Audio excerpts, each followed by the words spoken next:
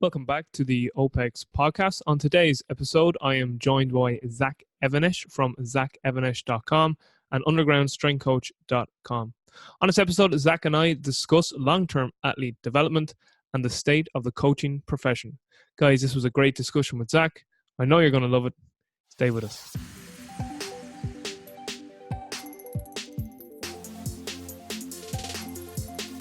All right, Zach Evanesh, you absolute legend. Thank you so much for making this happen. I'm so excited to talk to you. How are you? I'm great, man. I'm super pumped to speak with you, and I know I took very long, and I felt horrible about don't worry, canceling and rescheduling 100 times. Man, you're worth it. You're worth it. As a famous shampoo ad, used to say years ago, I'm worth it. I think it was it L'Oreal? So you're worth it. Believe me, you're worth the wait. So as I said just before we hopped on there's 4 main topics I want you to tackle. So I'll just mention these topics at the start, at the top of the show here, and then you can just go to absolute town on them. You can just, be an absolute savage with them. So I want you to talk about long-term athlete development, or as I said to you, you can rephrase that to long-term human development. I want you to speak about the coaching profession, your thoughts on it at the private sector, collegiate and professional sector. And then finally, 2 questions around one topic. So I want you to discuss parenthood. And then within parenthood, I want you to discuss about that balance between providing for our kids, but not providing so much that they become entitled. That we all know that adversity is a very important part of a human being's growth and development. So they're the topics I want you to tackle. So the first one is their long-term athlete development. And I'll keep you on track if you need to be reminded of the rest of them. But it's over to you. The mic is all yours. Nice. Well, I'm pumped. I love just to chat with you. I wish we could chat more. So it's just inspiring to hear your voice. So long-term athlete development, I'll say this. I've seen a lot of different circumstances for different kids work. And then the same type of training may not work for a different kid. But now we talk about long-term. We talk about kids. I mentioned earlier, I don't know if we recorded it, but there's so many more injuries now. For example, I'm 43. I always tell guys my age, I go, okay, when you and I were in high school, how many people do you know had a surgery, a knee surgery, a shoulder surgery, like a simple scope or anything like that? They'll say none, or they might say one. I knew one kid that got a surgery. Okay, well, those guys played football, then they played basketball, then baseball, or football, wrestling, throw the shot put. And it's crazy with this overabundance of information. Every year, the kids that show up to my gym are weaker. They move like shit. Like they move in ways that I've never imagined would be even happening. And it goes back to this. I remember speaking with James the Thinker Smith, and we were talking about how kids can't squat with a flat back. He goes, think about it, Zach. That means they can't sit on a toilet bowl. They can't sit on a toilet bowl. Well, how do you sit on a toilet bowl? Do your knees collapse? Does your back hunch over? Do you collapse on it? I see kids that squat with knees and ankles caving in, backs hunched over. They just cannot move. So with all of this abundance and a quote-unquote strength and conditioning or speed agility center in every town, there's got to be sometimes multiple in every town. They're moving worse. So what's happening is, I think, is kids are simply not strong, right? We want to use fancy words. We want to say, well, hey, people post on my YouTube videos, right? They get like crazy on some stuff. If I'll post a video, they'll be like, well, what about ankle mobility? What about neck strength? And I'm like, look, you're trying to complicate a lot of things. If somebody's strong, then if they're physically capable, and when I say strong, it's an umbrella term. Right? When I say strength and conditioning, it's an umbrella term. I'm looking at strength and conditioning. It's like you're athletic, you can move, you've got speed, you've got kinesthetic awareness. You're an athlete. That's what it is. And if you're not strong, you're not an athlete, meaning you can't do push-ups, you can't squat, you can't skip, you can't walk on your hands, all of these things. And what's happening is people are getting duped. That's really the bottom line, is that if I say my gym is a speed and agility center, we will get more kids to come through, because parents who research it think that lifting weights of any kind is bad, and speed training is the very thing that's going to get you fast. But if you can't do a body weight squat, or you can't do, recline row or hold a plank, then, running around cones is not going to help you. So bottom line is, when I think about like this long-term human development, long-term athletic development, we're screwing it up. But the bottom line is, it's not going to change. My son plays baseball. They have fall ball. I said, Ethan, let's play soccer. He's like, no, I hate soccer. This year we're moving to a longer field, blah, blah, blah. Let's do another sport. Last year I got my daughter to finally play basketball, take a break from tennis. She makes the basketball team, and then after basketball, she goes to a tournament, loses to a kid that she had beaten 2 years earlier. She's crying. She's devastated. I can't do this basketball anymore. It wastes my time. I need to do more tennis. I need to train harder. So they think that, like, if you're losing at age 12 or age 10, that's going to be the case in the future. But if I go back to the early days of when I started training kids, Robbie, out of my, not out of my parents' house. Actually, some of these kids started training with me out of my parents' garage, then my first garage, which was around 2001, 2002, I started kids out of my parents' garage. 2003, we buy a house. That's when the athletes start training with me there. I had this group of wrestlers who only wrestled. They did not play football. They weren't involved in other sports. They were like these top kids in the state. And I remember two of them specifically. One of them quit wrestling by his sophomore year, and the other one was so burnt out. His senior year was pretty shaky, and then he got into a car accident, which sometimes I wonder if it was an accident, if he just crashed the car. But I look back at, like, they had these crazy parents.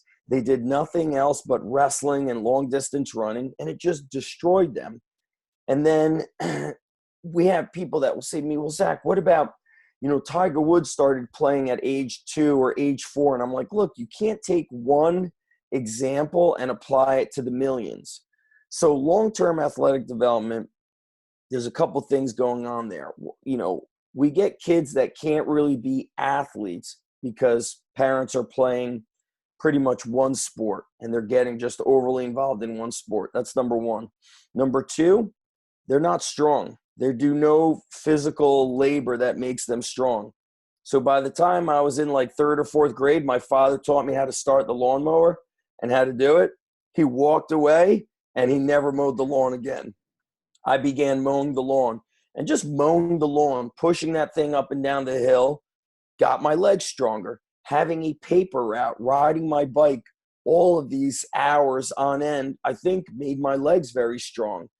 But then I look back to the mistakes I made. My father, being from Romania and Israel, he didn't know what American football was or baseball was, so he got us involved in soccer. That's the big European sport, big sport in the Middle East. So I'm playing soccer. When I started wrestling, these kids were killing me because they were tough. They played football. They wrestled. They were used to hitting each other on the football field. I had none of that. I had none of that mental strength. And I think what's happening is we're doing so much of the same sport that kids just don't know how to really, not just, they don't physically develop, but also emotionally. They cannot really think, like, as an athlete, you're very agile. You can move, right? You've got great body awareness, but a great athlete also has mental agility. He can be calm when he or she can be calm when need be, can learn to get psyched up when need be, can be aggressive, tough, and so on and so forth. And so, long-term athletic development, if I look at, have you interviewed Jeremy Frisch before? I haven't interviewed Jeremy, but I've been at his facility. I visited him when I was working at Boyle's, and I spoke with him, and like what he does there is amazing. The best. I think he's the best I've ever seen with the youth. And he doesn't showcase much of what he does with his high school and college athletes, but I'm sure it's nothing short of amazing. To me, I think he's exactly what kids need to do. He's got them running. He's got them playing tag games. He's got them crawling. He's got them catching. he's incorporating strength and movement and stretching and climbing and crawling, and everything he does is in like a game aspect. So it's not, this closed loop thing where run to this cone, run back to that cone. And to be honest with you, when I look at a lot of these speed and agility places, they basically train these 7-year-old kids like miniature adults. Yeah. They're pushing prowlers. They're doing deadlifts. They're doing shit that that's like what I call the silver bullet. Save that for much later down the road. Even with the athletes I work with, I don't even allow them to do a trial at my gym until they're in 6th grade. Not because it's bad to be in a gym, but because the setup I have is not conducive to their emotional state. Yeah. What Jeremy does is great for kids that could probably be 5 years and older. What I do, I need like a correct mentality to come in 6th grade. And in 6th grade, what I used to do, it has changed, but I used to tell parents, I go, in 6th grade, just come to us once a week. In 7th grade, you could come twice a week. Midway through 8th, I'm going to give you the option to come 3 days a week. Once we're in high school, now we're going to be training seriously. I'm really going to be looking for a year-round commitment because this time goes fast. If you do this on and off training, it just develops, it's a roller coaster effect. You get strong, you get confident, you get agile, you get explosive. Then you stop training, you start to lose those traits. You start to lose, most importantly, I think, you lose those emotional and physical traits. To me, I'm so intrigued by the psychology of training and how it affects athletes. Even if the training is scientifically or physiologically not optimal or incorrect, I see how it might positively impact an athlete. For example, you've probably seen, like, you look at the training, you saw the documentary on Usain Bolt, you see him training. It's nothing like flashy or crazy or mind-blowing, and some of it is a lot of circuit training that you would say to yourself as an expert, that's not optimal. Why is he doing a circuit? Blah, blah, blah. He should only, and that's where people get carried away with. They're trying to make it so perfect. Yeah. And then we, of course, have the genetic aspect. So, and I know I'm kind of like, I ramble. My brain starts to kind of explode with these things. So in 6th grade, I do just general physical. It's all general physical preparation. But what I'm doing is I'm trying to play the long game with these kids. So what I tell the parents is I go, listen, we're playing the long game. We're not going to be doing, they may have gone to another place where they were doing a lot of fancy, flashy stuff. And I tell them, you need to save that. Your 6th grade son should not be doing a trap bar deadlift. That's just really, they don't need to do it. We're going to wait until he or she is physically and emotionally ready for that. So in the beginning, in 6th grade, my philosophy and what I tell the coaches is I go, guys, the middle school athletes are just playing with everything. They are never grinding. They are never attacking or pushing things. Although, because I train a lot of wrestlers, they do have a different mindset. And what I do is I bring them into our gym. We train them with a lot of movement and jumping, and when it's nice out, we're outside playing like ultimate football, which is like ultimate frisbee. They're throwing medicine balls. Everything is so light so that they're never struggling. The training session is also shorter. I try to not go over 45 minutes for a 6th or 7th grader. That doesn't mean it doesn't happen. It just means that's what I'm like always saying, they're done before they're done. So I tell the parents, I go, listen, don't look at this like you're paying for an hour. He's got to be here for an hour. It's not like that. I go, we want to do this for the long game. I go, 11-year-old best pitcher in New Jersey doesn't mean anything. I go, but we want your child to just go in, maximize their development and have an opportunity to get maybe a college scholarship, maybe not, but to be great when it really counts. Once they get past 6th grade, then 7th grade, it's like I ratchet up the intensity like 10%. Okay, you're a little bit older now. Let's be a little bit more dialed in with your technique. Make sure those squats are all the way down. Make sure when you're jumping that the landing is soft. We're just making it 10% better. Then 8th grade is like that another, what I call turning the corner. I'm looking for them to be a little bit more focused, a little bit more maybe not accountable, but a little bit more saying, you know what, that's very easy for me. Let me go a little bit heavier. And in 6th to 8th grade, my thing is like lots of different carries, lots of different calisthenics, lots of jump training, lots of playing, and dumbbell work. I try not to touch, my dog come to visit me. I try not to touch the barbell with our middle school kids until the end of 8th grade or the summer before high school. Now, does that mean they never touch a barbell? This is where I said some of the mentality of some kids is different. So when we're at my gym, we'll do a warm-up together. There's some dumbbell work, kettlebell work, calisthenics, skipping, jogging, jumping, partner hand walks, rope climbs. If I just take middle school kids through the warm-up and send them home, they will be good. But after the warm-up, I bring everybody in front of the TV monitors with the workouts. Let's say, for example, it says box squat plus jumps, 5 sets of 3 and then 3 jumps. The middle school kids will not do a box squat. And instead of 5 sets of 3, they'll do 5 sets of 6. So I'll say, you guys are going to do a single kettlebell squat or a double squat or a sandbag squat, or you could do 3 reps here with a squat, 3 reps here from the rack position. Now, a new middle school kid is just going to goblet squat. Then a kid gets more experienced. I'm going to say, listen, today, go double kettlebell squats for every set. Let's say a middle school athlete has been with me for a year. And I'll say, Robbie, you're going to do 2 sets of sandbag or sandball squats. Then your next 3 sets, do any kind of kettlebell squat you want for 6 reps. You could do doubles, singles, or you could do a rack for 3. So what I'm doing is I'm incorporating like a conjugate exercise selection for them, but they're not lifting heavy. So they're squatting and then they're going and jumping. And then when they jump, it's the same thing. A new kid might just squat jump. A kid that's, with me 6 weeks, he's going to squat jump, then frog jump. So I give him 2 options. An experienced kid, I'm going to say, hey guys, I've got a box over there. You could jump on the box. You could jump those hurdles. You could also do a squat jump with the 20-pound kettlebell. You guys could choose. So as I teach them more, their workout becomes basically like they're playing with different exercises versus you're just doing this one thing and you're just doing that one thing. And I'm pretty sure you interviewed Mike Guadango recently, right? Yeah, last year. He was saying that he minimizes the exercise selection. So I'm doing the same movement, but I just vary.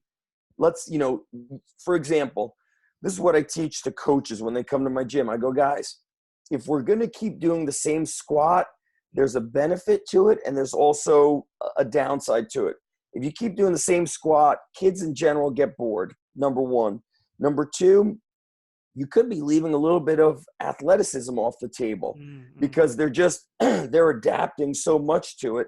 Even though the kid is growing, he's getting taller, he's gaining weight and so on. Yes, the exercise changes because how they move changes, but I just found we want training to be fun. So I want them to utilize different squats. So a good exercise for coaches is get a piece of paper and write down a movement. Write down squats, then write down jumps on another piece of paper, then write down pressing on another piece of paper. And let's say we're using pressing. You got overhead press with a barbell. You got overhead press with kettlebells, 1 kettlebell. Seesaw, clean and press, 2 dumbbells at the same time. Change the tempo. Elbows in, elbows out. Seated, kneeling on 1 knee.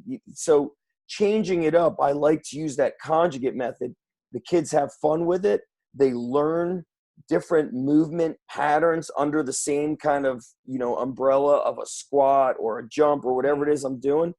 So by doing that, what happens is when they get to high school and they've trained with me for some time, let's say it's not odd for us to have a high school kid who's trained with us for 2 years. When I say, okay, now we're going to squat, I teach them how to grab the bar. I teach them how to set their back. Their squat looks great. Whereas a kid in and I know I'm going to sound like a jerk for saying this, but let's say a kid starts with me in late eighth, the summer before high school. So he just finished 8th grade. He's 13 or he's probably 14. He can't do body weight lunges. The only thing I have this kid doing is like sled drags, farmer walk, back extension, face pulls, pull aparts, tricep push downs. Like shit, that's not complicated. Well, that kid will be telling me that he's power cleaning in school. He's getting tested on the bench press. He can't even do a push-up. He's getting tested on the 1 rep max back squat.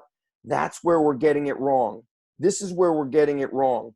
We have experts, and then we have the people who are in front of the kids, which is the sport coaches.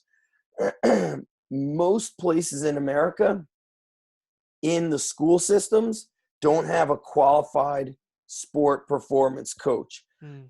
Now, I don't like to say strength and conditioning anymore. I think it's just, even like Guadango said, like he doesn't even want to be called a strength coach. He's almost embarrassed by the profession because of the stupid and dangerous and incorrect things that are going on.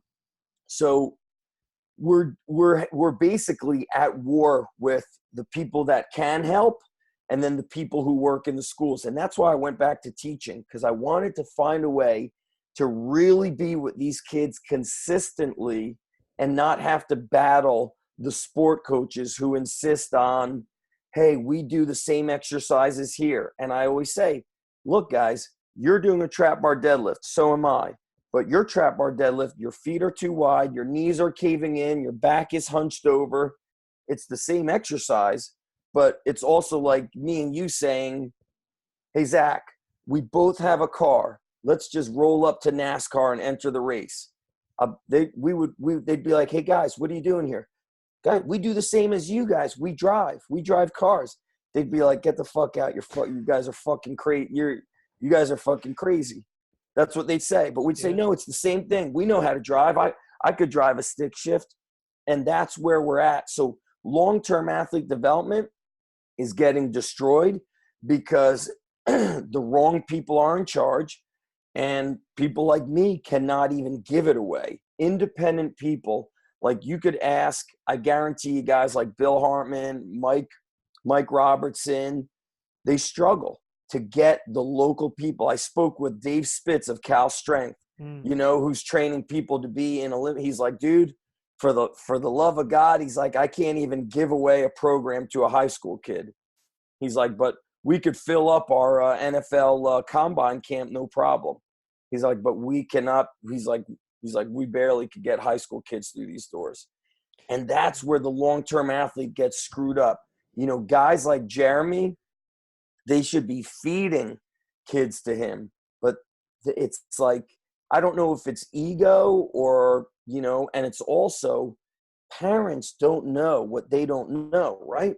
They walk into a gym and they'll say, I see squat racks there. I see sleds, tires, and my son tells me he's doing the same stuff.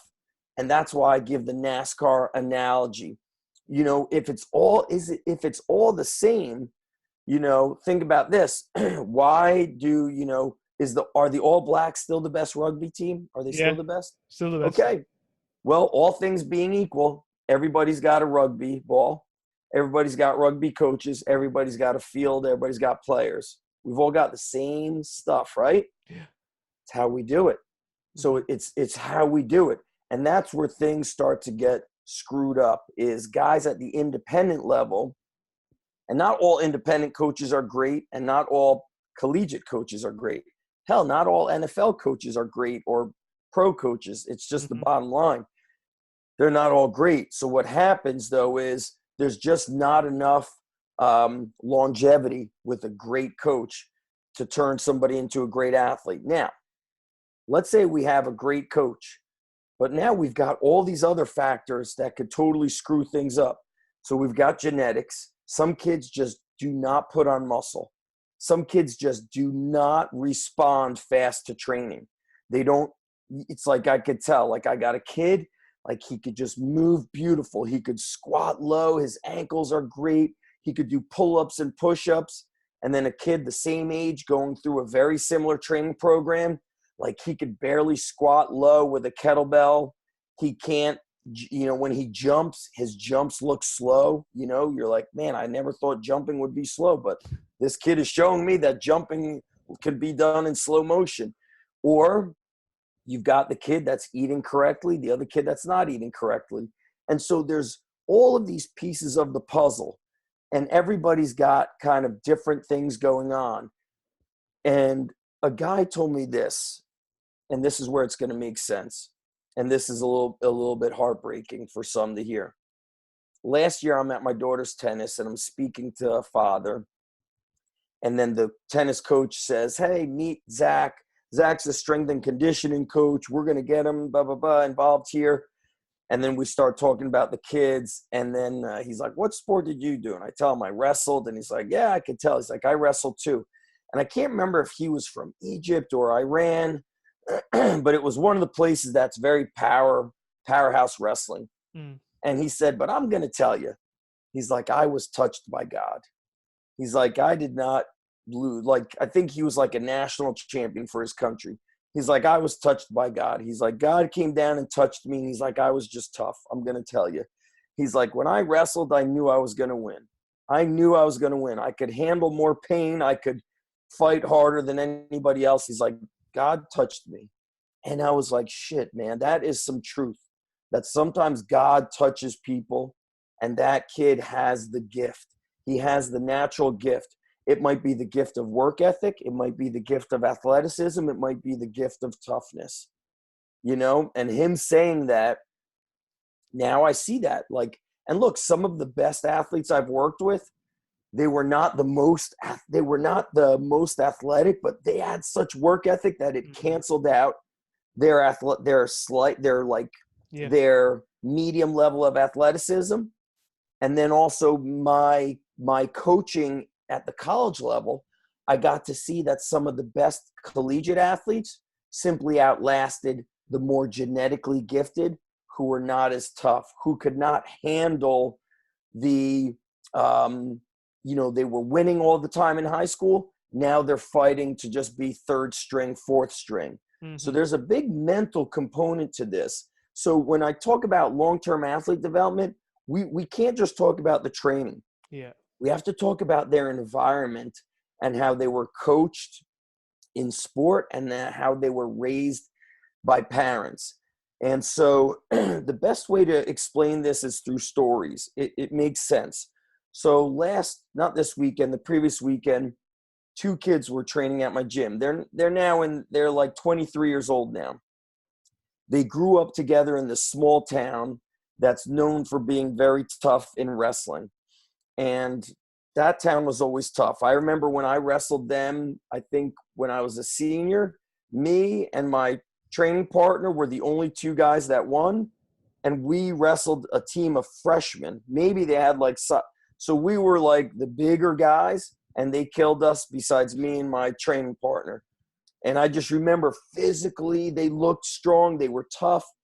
And the 2 guys that were with me were both All-American. So one took, I think, 6th in the country, and the other one I think he took 6th or 7th at the Division I level. So being an All-American is like the dream. And I said, guys, I'm so glad that you're here, because I get worried that when I'm no longer training you and you're done with your sport, that you lose your edge, that you don't get tough, that you're no longer tough, that you just want to become normal. And they were talking about how the kids that day in the gym were very quiet. I was like, yeah, like the kids, they're so used to me being so fired up and they're so like calm that they don't know how to bring the thunder. I go, you guys were raised differently. I said, you guys were raised in South Plainfield. You basically have been trained. It's like the equivalent of being raised to be a Spartan from a young age. That town is all about being tough. So from the moment they play baseball or football or wrestling in that town, they're being the parents are supporting the coaches to be tough, and being tough is what helps you win. That's ingrained in them. And so the one kid was like, yeah, man, he's like, that's the thing about me. He's like, I'll never quit. He's like, I'll go and throw up and I'll come back and I won't quit. And I was like, I know. And I was like, you guys will not quit. You're like some of the toughest guys I've worked with. And so that environment shapes them forever. Mm-hmm. Now, the town I live in is not so tough. Okay. There's nobody that's, when I got my son got his bike stolen 3 weeks ago. He left his bike unlocked. Okay. I remember seeing kids leaving their bike unlocked in this town. I'm like, how is that bike still here every day, every month? That bike would have been gone in 2 minutes where I grew up. My son gets his bike stolen. Long story short, we don't find it. When I got my bike stolen, these 2 kids rolled up, 2 big kids, teenagers. One said, he just walked up. There's 8 of us. They stole the bike in front of us. And if we were going to try to stop them, they were going to destroy us. Like, people would get, people were getting into street fights. That's how it happened. Here, like, these kids wouldn't know what to do if they got punched in the face. And so this environment, as much as a father, I try to protect them and bring them to this great place, this nice town. Sometimes I'm like, shit, dude, like, nobody's coming to punch you in the face around here. And that's why we need to do things to make kids uncomfortable. And so part of long-term athlete development is getting kids to be tough. And I know this mental toughness word gets thrown around now. I'll use the word grit, resiliency, durability. But the bottom line is, what are you made of when the shit hits the fan? How do you handle it? Do you blame others? Do you blame your parents? Do you blame the coaches? Who do you blame? Or do you go back and say, I'm going to fight and I'm pissed off for greatness and I'm going to work for it? And so long-term athlete development has all these pieces of the puzzle. And then it has the complete opposite. There's kids, coming from the hood who are worried about getting shot or robbed on the way home from school, who probably don't have, a strength and conditioning coach or speed and agility place. But you know what they're doing? They're playing street basketball from, the time they get done with school till 10 p.m. at night for 5 hours. They're not going to stay out of trouble. Right. They're not going to the basketball, club where we're learning drills. They're learning how to play. They're learning how to stand up for themselves. They're learning what it's like that if you're not good enough, then you're a sub on the sideline. And if you're a sub on the sideline, then you got to decide, all right, I'll wake up tomorrow morning and get here early, and I'm going to run up and down the court doing layups, and then I'll do 200 foul shots. But everything else in this, Brady Bunch area where we are, it's like, go to the baseball club, get the coach. Whereas when we played baseball, we played for 3 or 4 hours in the street, like the movie Sandlot. The bottom line is, those Sandlot days are gone unless you live in the projects or the hood. Everything is club oriented. And did I tell you how the town complained to me that I was playing the football with the kids? Did I tell you that story? No, you didn't tell me that. So what we do when it's this nice weather is, let's say we've got 8 or more kids in a group. You partner up with a pair of kettlebells and you farmer and rack walk every 50 feet to get to the park. You're probably going to get like 4 sets of 50 feet to get to the park. We get to the park. Now we start doing some kettlebell work, snatches, clean and press, squat, lunge, row, a circuit, 5 reps. Then we do skipping, karaoke, hopping on one foot, partner hand walk. Then I do sprinting, frog jumps. I've got videos of it. Sounds great. It's great. Well, what happened was, and then we'll play like a 5-point game of ultimate football. So you're jumping, you're sprinting, you're changing direction, your offense, your defense, you're catching. So what happened was the guy who's in charge of like the beaches and the recreation emailed me to talk to me about getting a permit. And I'm like, well, I don't have a permit to train at the park. I go, we're there for like 8 minutes, 10 minutes. We just haul ass when we're there. I go, we're not in anybody's way. And I said, nobody's at the park ever. I go, the only people at the park are like a couple Mexican dudes shooting hoops and maybe a couple moms with their babies on the slides. I go, when we're at the park, there's nobody there.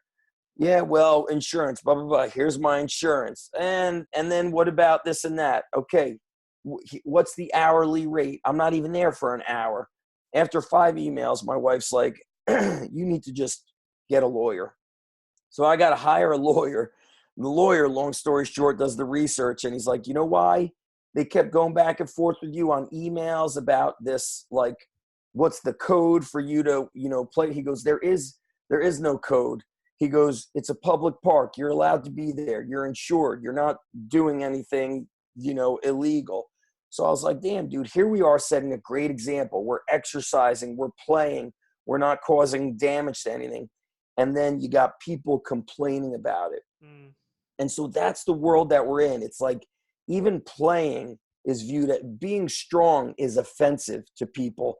And so athletes, I think in general, this long-term athlete development thing is we're developing great athletes in these younger years. They've got such high skills that maybe a 10-year-old has that I would have had at age 16, skills specific to the sport. Yeah. But the things that they're missing is the grit and the durability to handle when emotionally things get tough. What happens when, for example, when I was at the college sector, I saw a lot of emotional issues with these kids when they were not the number one kid on the team, or if they were not the starter. It's like they didn't, what they do? Instead of finding a way to get better, they just transfer out to another college.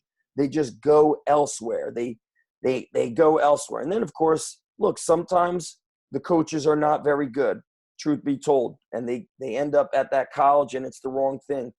But what's happening is this early specialization, I don't think that's the reason for injuries. I think the bigger reason for injuries are kids are weak physically and they're weak emotionally. Why are Division I athletes unable to do a proper full range pull-up? Why are they unable to do a full range squat with proper technique, bodyweight squat? Because they're not strong. That's it. They're doing so much of the sport that they don't have the physical strength, and proper strength and conditioning, proper sports performance training develops a strong mind as well. And that's really the ticket, is like you have to build these kids up like you're building a house. You're building the foundation, then you're building them brick by brick. But we're trying to do too much fancy shit. That's the bottom line, why we don't have proper long-term athletic development, But ironically, we're still winning a lot. We're still winning a lot because of, like I said, certain people have been touched by God. They're just genetically gifted. They're able to, perform at high levels with, so to speak, incorrect training methods. Yeah, they're great in spite of their training. Yeah, they're great in spite of their training. Yeah.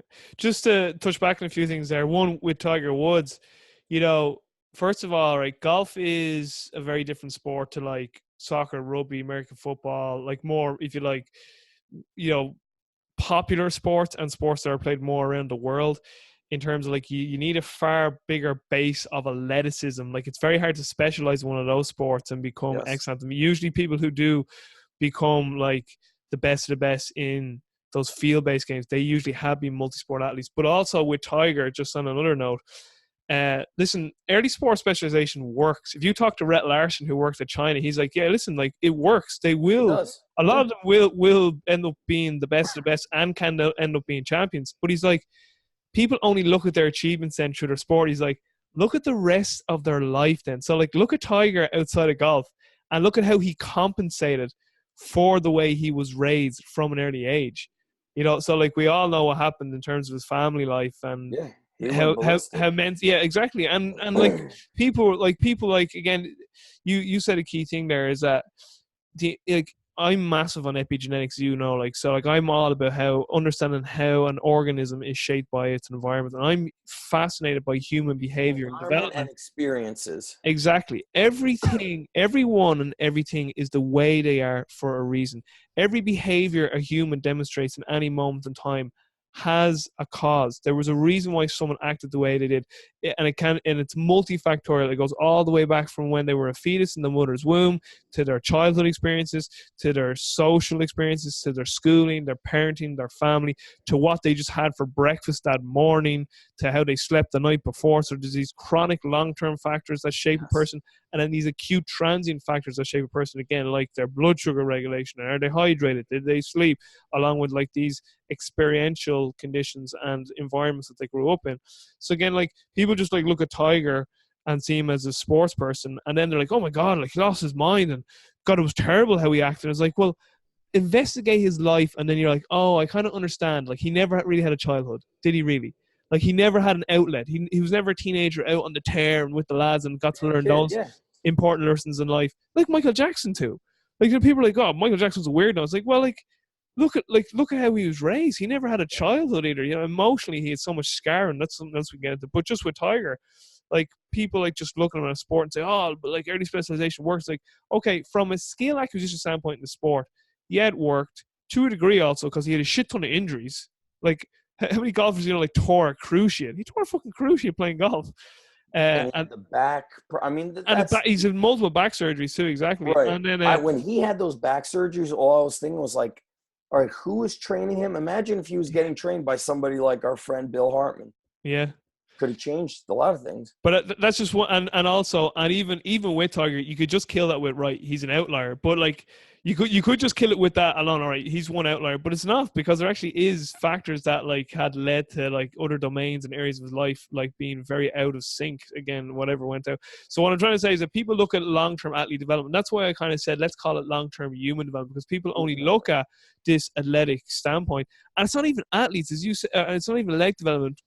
Parents, and again, it's not their fault because they just don't have the knowledge, the education. They don't know. They think they know, Yeah, but they don't know. You know, and it's you know what I tell people all the time. I go, they're like, I Googled it. I was like, dude, if you Google it and you dig a little deeper, it's like, it's not good. You know, because it's just not. The information out there is not great. And I always tell people, like, some of these great conversations like that I see on Twitter, like these coaches like really getting into stuff, and I'm like, dude, who's even reading this? Who's looking at this Twitter conversation? It's coaches, not the consumer. Exactly. It's the people. Like, it's like me and you were having this conversation. It's great, but it's like the people listening to this aren't really the people who need to hear it either. You know, are the parents listening to this? Yeah. Is the local high school football coach listening to this? That local high school football coach who keeps getting reached out to by the local strength coach who's saying, hey, Coach Smith, I'd love to help you. And he keeps like, he's probably like, fuck those guys. I don't need to listen to that. We're fine on it. We're fine on our own. You know, everybody's like, they think they have the answer, but what you really want to try to do as a performance coach is figure out where your shit is broken. Where is this broken? How can I pick up one thing to, you know, better? And you know what's helped me become a better coach? This is what was running through my mind a little bit while you were talking. Great. The epigenetics about, hey, what you had for breakfast, the conversation you had with somebody last night, it all impacts you. Being a father helped me become a better coach, because I learned that sometimes these kids, like when they're struggling, they just need to know that you love them and care about them. And then they're like, I got somebody who's pulling for me. I need to make this, like, they might get to a point where they don't want to let the coach down because they feel like this coach loves me. And I'll tell you, like, that hasn't worked for, you know, everybody. I've at the college level, like, some of the kids that I just loved, they couldn't handle the stress anymore of losing. They had done the sport for all their life and they were just done. Yeah. They were done with it, and nothing could, you know, nothing I could say or do could help them. Yeah. And so I've seen that stuff too. And that's why in my mind, I'm like, play the long game. In fact, remember the conversation we just had? I was telling you how I do the squats. Some of the younger kids, my wrestlers, they get so fired up. They want to floor press. They want to back squat. So we'll do the workout. Then I'll say, okay, I'll set you up with a floor press. I'll put a chain on that 20-pound bar, and we'll do 3 sets. We'll just pump it out. Now they feel like, okay, they're doing stuff. But I go, guys, let me ask you a question. If you back squat, but you never back squat, you only squat with sandbags, and your sport is wrestling, will he be the guy that wins a state title because he had the bar on his back? Does it really matter if that bar is on your back or not? No. But here's what matters. that kid believes that if he puts the bar on his back, he's a little bit better now. And so as a coach, you need to understand that psychological point of view about how that can change that kid's confidence. Because if he's asking you to floor press, if he's asking you to back squat, and maybe it's not the main thing you want him to do, you have to find a way to incorporate it. And so I'll say, okay, do this. You're going to do the kettlebell and sandbag squats I spoke about. When the big guys are done with the squat racks, I'm going to set you up and we're going to do 3x5, 4x6, something simple. And now they're like, you know where I really learned that from? My earliest mentor, Coach Ethan Reeve, he used to tell me that he would finish the college workouts with like 10% in the tank. He goes, you never want to kill these guys. He goes, you want them to feel like they could have done more. So you have these kind of like two options. Number one, they ask you to do more, and then you let them do whatever they want. He goes, it doesn't matter. He goes, they could do machine curls. He goes, because now they're doing what's called the champion extra. They feel like they're doing more than the quote unquote normal, and now they've built their confidence. He goes, and then the other thing is they want to come back again because they're not exhausted. Yeah. So when we're done with a training session, I'll say, all right, guys, you could do extra. And now the kids go, extra is normal. They say, instead of saying extra credit, we're like, it's normal credit. It's normal to do extra work. So when the kids are done, they'll climb the rope. The younger kids might do an introduction to a barbell exercise. Or I'll say, hey, what do you want to work on? What do you love to do? Let's do that. Other times I might say, what do you think you got to work on? Do you need to work conditioning? If so, let's sprint that sled. Do you need to work speed? Let's do frog jumps and let's do some hurdle work. So I do this extra stuff for their mindset, for their confidence, because you could be the best prepared, but if you don't believe, then it's a roadblock to everything. You could get trained by the best of the best, eat the best, sleep the best, but if you don't believe, then we're not going to get anywhere. And sometimes that is the case, is like whatever the epigenetics impacted, influenced this kid, I just can't get him to turn the corner. I don't have the knowledge of how to psychologically help this athlete turn the corner or pull him or herself out of, a dark place. Yeah, big time. Yeah. Just something too I wanted to add too was, going back to, we kind of touched on this offline where you were talking about certain athletes being picked over certain athletes depending on who the coach is. Oh yeah. But another factor that's huge on that, and it's a crucial thing that coaches of juvenile or youth teams really do need to be aware of, is this factor that kids and youths, because they physically and mentally, emotionally, but physically anyway, they develop at such different rates. I really got an appreciation for this when I studied skill acquisition. So you could have we'll just take two young fellas. This is also could be with females as well, but we'll just take two young boys and they're both 13 years of age. And yourself, one guy's 13 and he has a beard and his voice is broken. Like he's like a 16, 17-year-old. And the other guy is only still 9 years of age. See it all the time. And let's say they're on a football team, American football team, whatever. Or they're whatever. They're in a team where physicality, or they're playing a sport where physicality is important. Sure. And the coach, because and usually it's because the coach is probably a parent and they're a volunteer, and their only coaching education is how they were coached as a kid, And so their whole thing is it's all about winning, no matter what. I don't care if you're 8 years of age or 18, it's all about winning. Yeah. So they're obviously going to start picking the 13-year-old who's more physical, because the fact he's physically stronger, he's just bashing people out of the way. But there's two caveats. There's two things to keep in mind in this.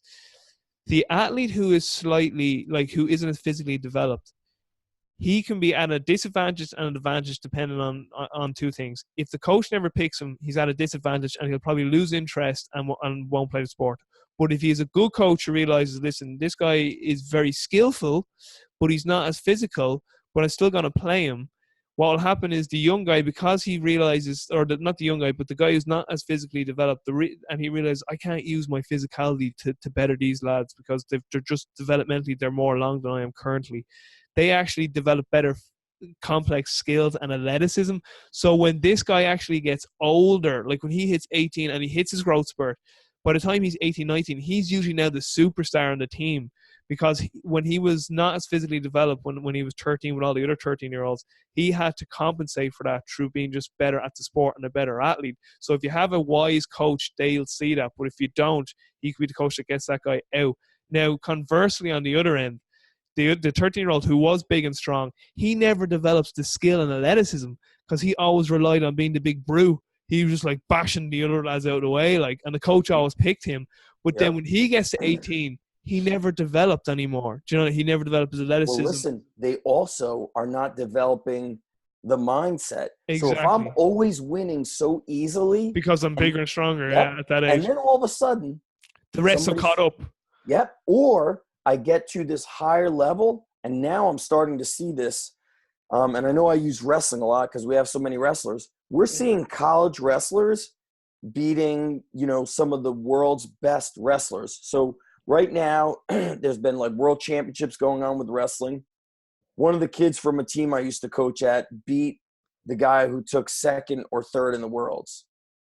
This kid's in college, and he just beat the guy that's second or third in the world. Yeah. That was never the case. That was never the case. And so what I'm seeing is sometimes these kids that had to fight to get their starting spot, they stop fearing the bigger guy because they realize that everybody has a breaking point. They realize that everybody is beatable. Yeah. It's very much like when Rocky fought Drago. Like, as much as we're like, that was not a true movie, I've seen what happens to guys when all of a sudden they start to believe in themselves.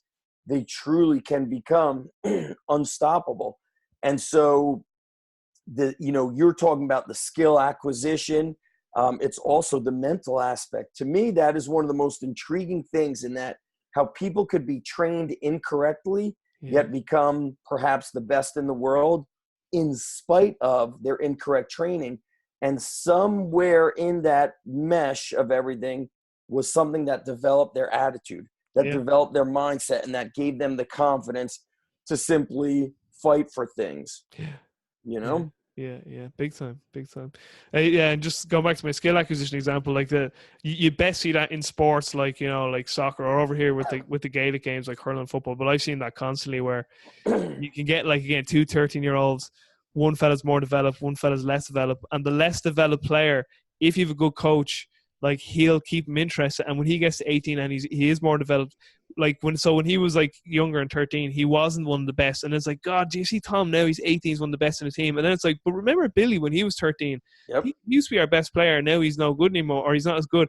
And Billy was the big, strong brute, and he never developed the skills that he needed for the game or athleticism, because he always relied on his strength when he was younger. That's what made him good at 13, just because he was stronger than the rest of the kids. Yeah, he was just, even like this year I worked where I taught phys ed. The guy that coached me, who was the assistant, he works with me, and he goes, Zach, when we were in high school, if you were tough, you were winning.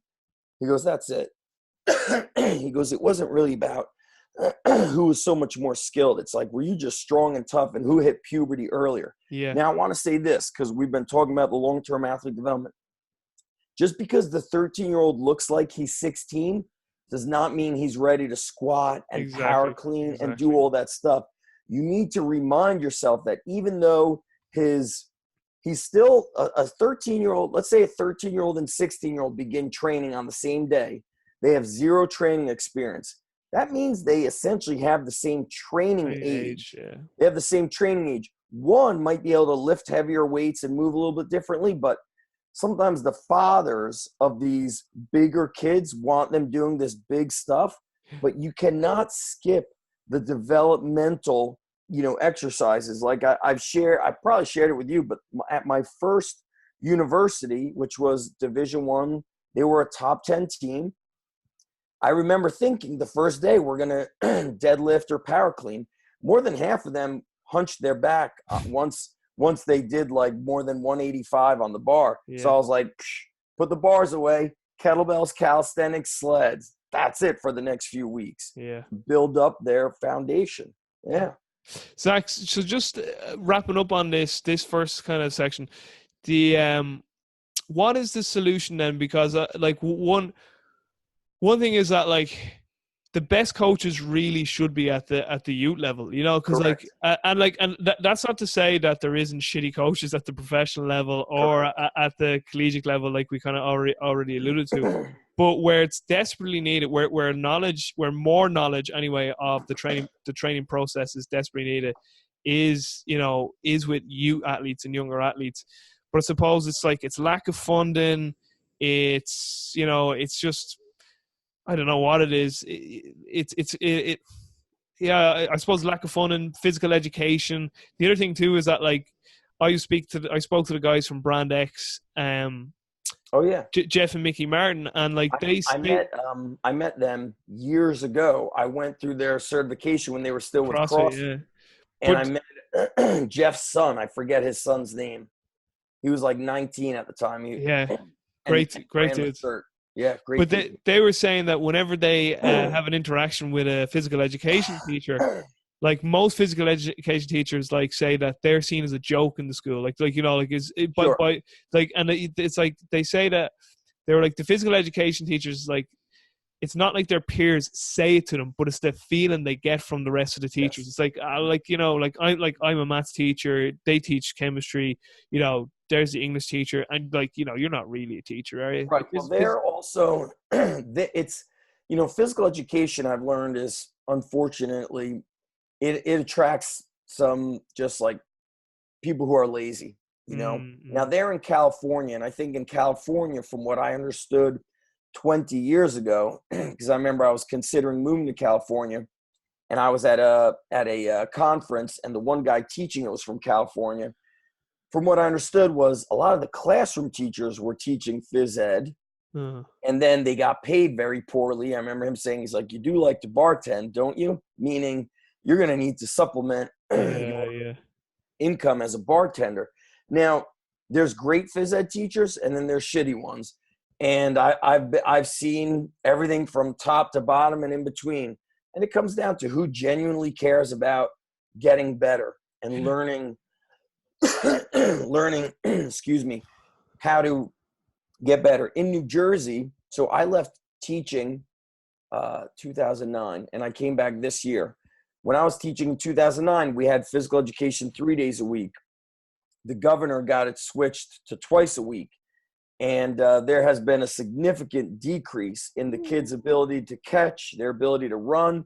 And I'll tell you what I did all year with our kids, especially the 3rd through 5th grade, which is like ages 8 to 11, is, of course, push-ups and a lot of squat jumps and lunging and frog jumps.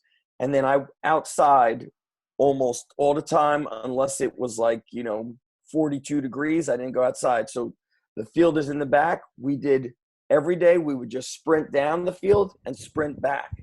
I don't know, about 150 to 250 feet. I remember in the beginning, like the push-ups looked so horrific. The squat jumps looked horrific. But I've been coaching for so long that I had to, give myself a psychological, like I said, okay, they're jumping and they're squatting is going to look like crap for the first few weeks. But then we're going to get stronger. We're going to turn the corner. So I said, we see each other twice a week. Every morning, you guys have to wake up and do 5 squat jumps, 5 push-ups. You have to do that after school. You have to do that at night. So that's going to be 15 a day. And then I'd say to the kids, what's 15 times 5? That's 75 reps Monday through Friday. What's that times, the course of 4 weeks? So 75 times 4 is 300. That's 300 reps a month. And we're going to do that over 10 months. We're going to get 3,000. That's if you do 5. I go, you could do 10, you could do 20. I remember by the time like November came, seeing the kids running, I was like, okay, some of them were running. They looked like gazelles. They looked like perfect running. I was just like beautiful, like posture, arm motion. And I was like, they got stronger. I wasn't putting bands around their ankles, doing lateral walks, worrying about, oh, they can't do it, their ankles. They can't do it, they're this, they're that. I You understood that they you were you you use this thing called gravity. were using gravity, and I just knew that they never did that stuff before. And I'm like, all right, these 8-year-olds are not going to tear an ACL. They're just not going to. And so I got them involved with doing things outside of school. That was the ticket. And by the time the end of the year came, our sprinting just looked so much better. But every time I saw them was squat jump and push-ups. That was like the big thing, and lunges, different lunges. I remember last time we spoke to you, you were saying that in some of the southern states, they seem to be much more further ahead in terms of their Strength appreciation and conditioning. for strength and conditioning. So, like, you had Gary Schoenfeld used to be involved down in Georgia, and he's with. So he was all, but also, Gary and some of those guys are in private schools that have, yeah, he's got. He's not with them anymore though. Right, but he he's gone heads. now. Play, is that what it is called? Play. He's with Play. Yep. Play. Yep. So I love the guys that Play, but he was at a private school. They've got 15 double-sided squat racks, turf. Like, you don't even see that in some of the colleges. But what I've seen is North Carolina, South Carolina, Georgia, Texas, and there's, of course, some other states. They've got some very good strength and conditioning coaches, highly qualified, who know how to run large groups, who understand how to implement a feeder program into the middle schools. So when the kids get to the high school, those kids know how to do squats and push-ups and pull-ups, and they could sprint and they could jump. And so it's like they've been built up properly. And are they private schools, Zach? Is that why they have the money? Oh yeah, that's a private school. Now listen, the public schools have money, and I told you, I said, we're gonna get into some heavy duty truth here. Okay. So a couple of years ago, there was a job posting for a high school strength coach in South Carolina. I reached out to my friend Mike Srock, who's a legend down in that area. He's in a public school, and he's amazing, this guy. Amazing. I don't know if there's any videos of him, but he speaks often at Soar Next Summer Strong. I mean, this guy is amazing. And Mike, I think Mike is in his 60s. Maybe he's 70 now. He's awesome. So he's like, Zach, let me put you in touch with the football coach there. He's like, that school's on the other side of town. So did we get into the story previously or not? I don't think so. Okay. So I reach out to the coach. I tell him, we might be moving down south because of my daughter's tennis. And I said, I'm considering applying for the job. I go, I just don't know. Can you give me information about pay? I don't know. Living down south is cheaper than living where I am in New Jersey. So he tells me about they've got something like 12 double-sided squat racks. He's like, the athletes have to take the strength and conditioning class. He goes, if the football player misses a workout, I don't let him play football. I don't let him play in the game on Friday. So we're down in Florida for my daughter's tennis. I put in an application for the job. The secretary calls me 3 times that week. I tell my wife, I go, look, I don't want to go in for an interview. Before we go in for the interview and I say yes or no, when on our way home, let's drive and let's check out the area and see if this is a place for us. So we go to the area, we drive through. It was very rural area. And I was like, oh man, our kids will not fit into this area at all. But if I was a single guy, no kids, I would have been like, this looks like a place of work. This is like straight blue collar. So I called the secretaries and I apologized for the delay on the response. And I said, I didn't want to waste your time and say yes for an interview before I took my family to see the area. So I said, we drove through the area. I said, I just don't think it's the best fit for my family. And I said, I'm regretfully have to decline. The secretary says, I wish you would have told us you were in the area. We would have helped you find housing. Now, this is a high school, a public school, telling me they're going to help me find a place to live. Wow. Now, I'll tell you what happened with college sector. The college I was at, I was a contractor. So that means you're not a full-time guy. You don't have benefits or any of that stuff. My contract was for twice a week. I was in there 3 days a week. Sorry, it's like this college is in New Jersey now. In New Jersey, big Okay. school, And Big Ten. and this is before you went back teaching again. Correct. Yep. Okay. I was there, and they're building or should be finishing this monster facility that's for the Olympic sports with cafeteria, something like $100 million facility. My contract is for twice a week. My contract gets renewed. I'm training people 3 days a week. I don't say anything about it. There's no raise to my money. Yeah. During the season, if we have a match on Sunday, I tell the guys, hey, it's optional, but I'll be there Sunday morning before the match to train. So here and there, I'm training guys 4 days a week, sometimes twice the amount of my contract. They make me an offer. It's essentially the kind of money I was making probably as like a fourth-year teacher, with no wife, no kids, no family. They counter the offer.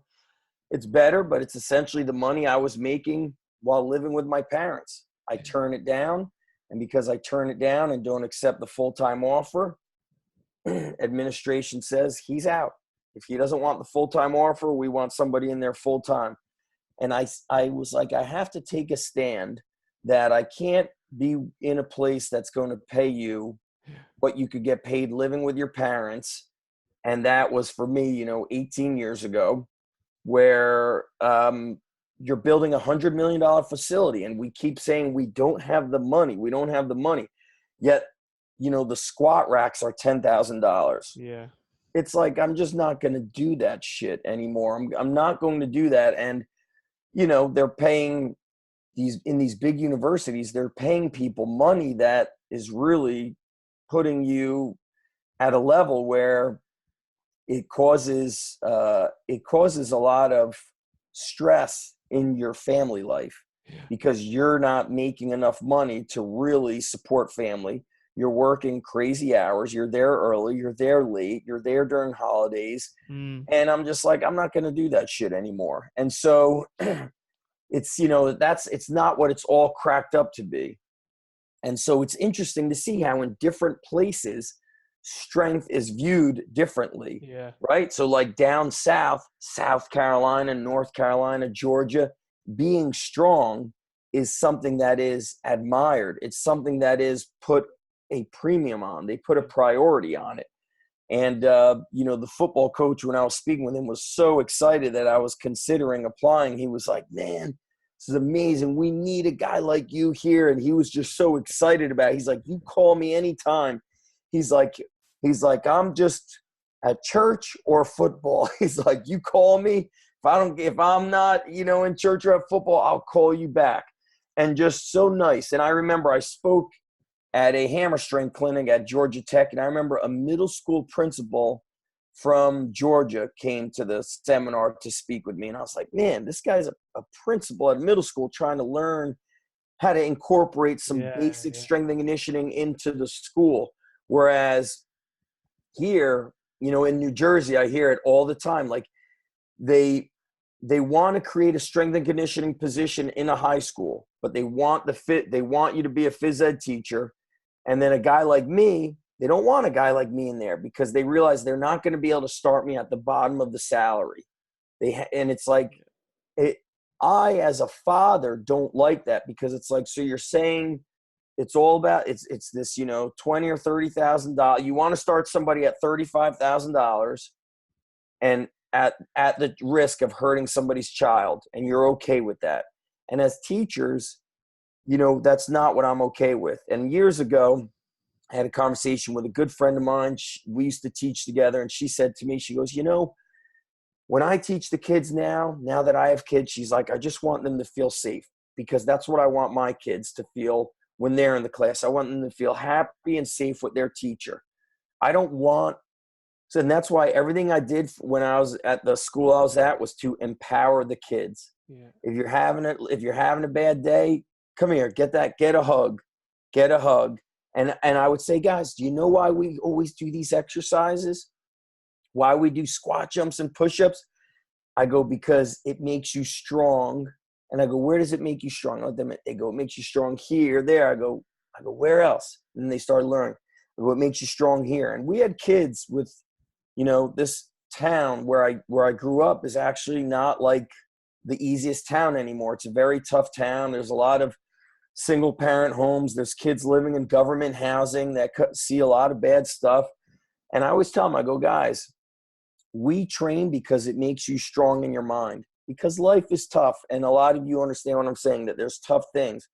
And when you do things that make you strong with your mind and your body, you're going to be better at handling how tough life can be. And so what I was trying to do was teach them that you can control a lot of things. You can control how you react to stuff if you keep your body and mind sharp. And I was teaching that, to the third graders, 8-year-olds, because they're seeing things that really 8-year-olds shouldn't see. They're experiencing things that they shouldn't experience. And so to me, now we're getting into, I think the beginning of my talk about long-term athlete development, I was talking a lot about training, but ultimately it's about, can you prepare them for life? Yeah. Strength and condition. What about, being strong for life is, to me, where it's at, because they're going to, as an athlete, you're going to deal with a lot of tough times. And I saw Stu McLaren, he posted something, McGill on Twitter posted something about the ups and downs of athletics. And it could be you're cut from a team, or you don't make the Olympic team, or you don't make your all-star team, whatever it is. What do? Do you sit home and sulk? And look, when I get these kids in those situations, parents call me, especially baseball season. My son got cut from the baseball team. I just want to know what you guys do. This week I'm just letting them sit on the couch and sulk. I say, nope. If you want to train here, there's no sitting on the couch and sulking. You get him here by tomorrow. That's it. There's no power in sitting on the couch for a week. Oh, you broke your ankle. I don't give a shit. I can do 100 things for your child he's got the broken ankle. And that's why I always showcase videos of an athlete in a cast or a brace or whatever, training, to show them, like, we don't stop because this little, roadblock popped up. We don't just give up and quit. Yeah. We don't. Yeah. I've heard Bill Knowles say, see, injury actually is an opportunity. It's absolutely. And for me, the injuries have made me a smarter coach because of all the stupid shit I did as a kid, because of the wrong coaching, because of having incorrect training methods. It catches up to you later. It catches up to you when you should be at your prime, unfortunately, and that's why shit training needs to, we need to get rid of it. We need great sport performance coaches getting into the schools. And when I say sport performance, you need to understand prehab and rehab. You need to understand, what does this kid do at his age, with his training age, with his biological age, with his chronological age, and with his mental state. What just happened to him? What's happening at home? How do you adjust the training when you notice during the warm-up a kid is kind of making a weird face and holding his shoulder? How do you adjust the workout when you see a kid just with his head down during the warm-up? Now what are you going to do? Tell me what to do. You don't know what to do, because all you're worried about is testing your 1-rep max back squat. And then, to me, it's like, you know why I fight for this shit? Because my kids are going to be in high school, and I'm tired of shitty coaches. Yeah. And I see it a lot, bro. A lot. I know you're a huge fan of the book Man's Search for Meaning by Viktor Frankl. Yeah. And as you were talking there, it reminded me of of what Frankl says in that book, and Stephen Covey has it then in his book 7 Habits of Highly Effective People, where between stimulus and response is our freedom to choose how we want to respond to the stimulus. So again, it's kind of like that. Will you, are you going to just be reactive, or are you going to be proactive? Are you going to see things always half glass empty, or the glass is half full? So you're going to see it as an obstacle or an opportunity. And it's like, kind of what I want to ask you now is, like, just from recently hearing you speak on the My Muscle Project podcast, you know, Lachlan was complimenting the athletes that trained at your facility.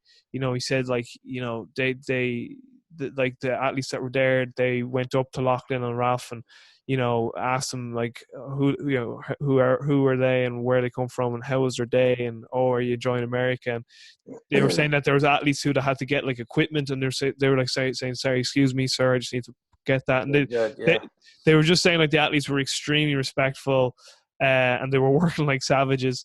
So how do you instill that? Like, how do you build that environment? And then, I don't know if I said this offline or online, but I think it was offline before we went on. How do you instill and how do you establish that what you build with your athletes, and these are your words, transcend beyond your gym, your gym walls? So like, again, using like physical training to develop the whole individual, mentally, emotionally, physically, spiritually. What does that environment look like in your facility? Couple things. So first of all, I don't succeed with every kid. I don't transform every kid because of a lot of the stuff we said earlier. Which is, and by the way, I think that's important for people to hear too, that there is time, like, because you hear people talking about like how great everything is, and it's all like they never put forward their failed cases, you know what I mean? I don't transform every kid, and I'll take responsibility for it. But then there's also what's going on at home. Yeah. Does mom and dad shelter the kid too much? Did the kid change and go to another place because they saw this or that? He wants to be with his friends. Yeah. So many factors. So many factors. But I'll definitely take partial responsibility for it. But now, let's back it up. Let's go before they even get to my gym. And I started doing this when I first opened in my garage. And then I stopped it. I don't know how long I stopped it for, but for a while, I'd say for a good year, I was getting the wrong kids coming to my one gym in my hometown. People would show up. You sign up for a trial on the website, and then the parents would be like, well, how much does this cost? Da, da, da. They didn't even read the website where it says, before you sign up for a trial, you must, and in large, bold letters, you must read the website from top to bottom. And then it says, do not sign up for a trial unless now is the time. Meaning, don't sign up now if you're coming back 3 months from now and all of a sudden you're too busy. I got so sick of that shit. I got so sick of people coming in, I got to think about it. I'm done with, like, I'm very transparent with telling people, like, I want to work with people who want to win. If you don't want to win, I don't want to work with you. And when you're in my gym, there's no special treatment. So if my son or daughter is in the gym, I remove the fact that they are my son or daughter. And if they're, coming in, I don't tell my kids what to do. They're a bit young. But if they start like being in the gym and not doing anything that's conducive to the group, I tell them, I go, sit in the office or go home. I don't want somebody in here who's taking away from excellence. Don't come in here to talk to me or argue with me about you need that. Like, the gym, for me, it's like the underground strength gym has always been a place of work. It was like this special place that I took to heart. So now what I do is there's no link to sign up. Now you have to email me or text message me to set up an interview. I interview the parents and I interview them about all the things that would cause somebody to quit and to make sure they have done all their work. So I say, okay, tell me about your son, Robbie, and why you guys are looking. Actually, first I say, before we even get on the phone call, when they text, I go, have you read the website from top to bottom? No, I kind of looked at it. Okay, you can contact me when you've thoroughly read it from top to bottom. I won't even engage in any more conversation after that, because at the bottom of the website, it has the prices. And they've seen testimonials, videos, success stories. Then I say, okay, have you read the website from top to bottom? They say, yes. Okay. Tell me about your son, Robbie. Why are you guys looking to train, and how did you find out about us? So if they were referred to us, maybe they're coming at a little bit of like a better place. Like they've been told what it takes and so forth.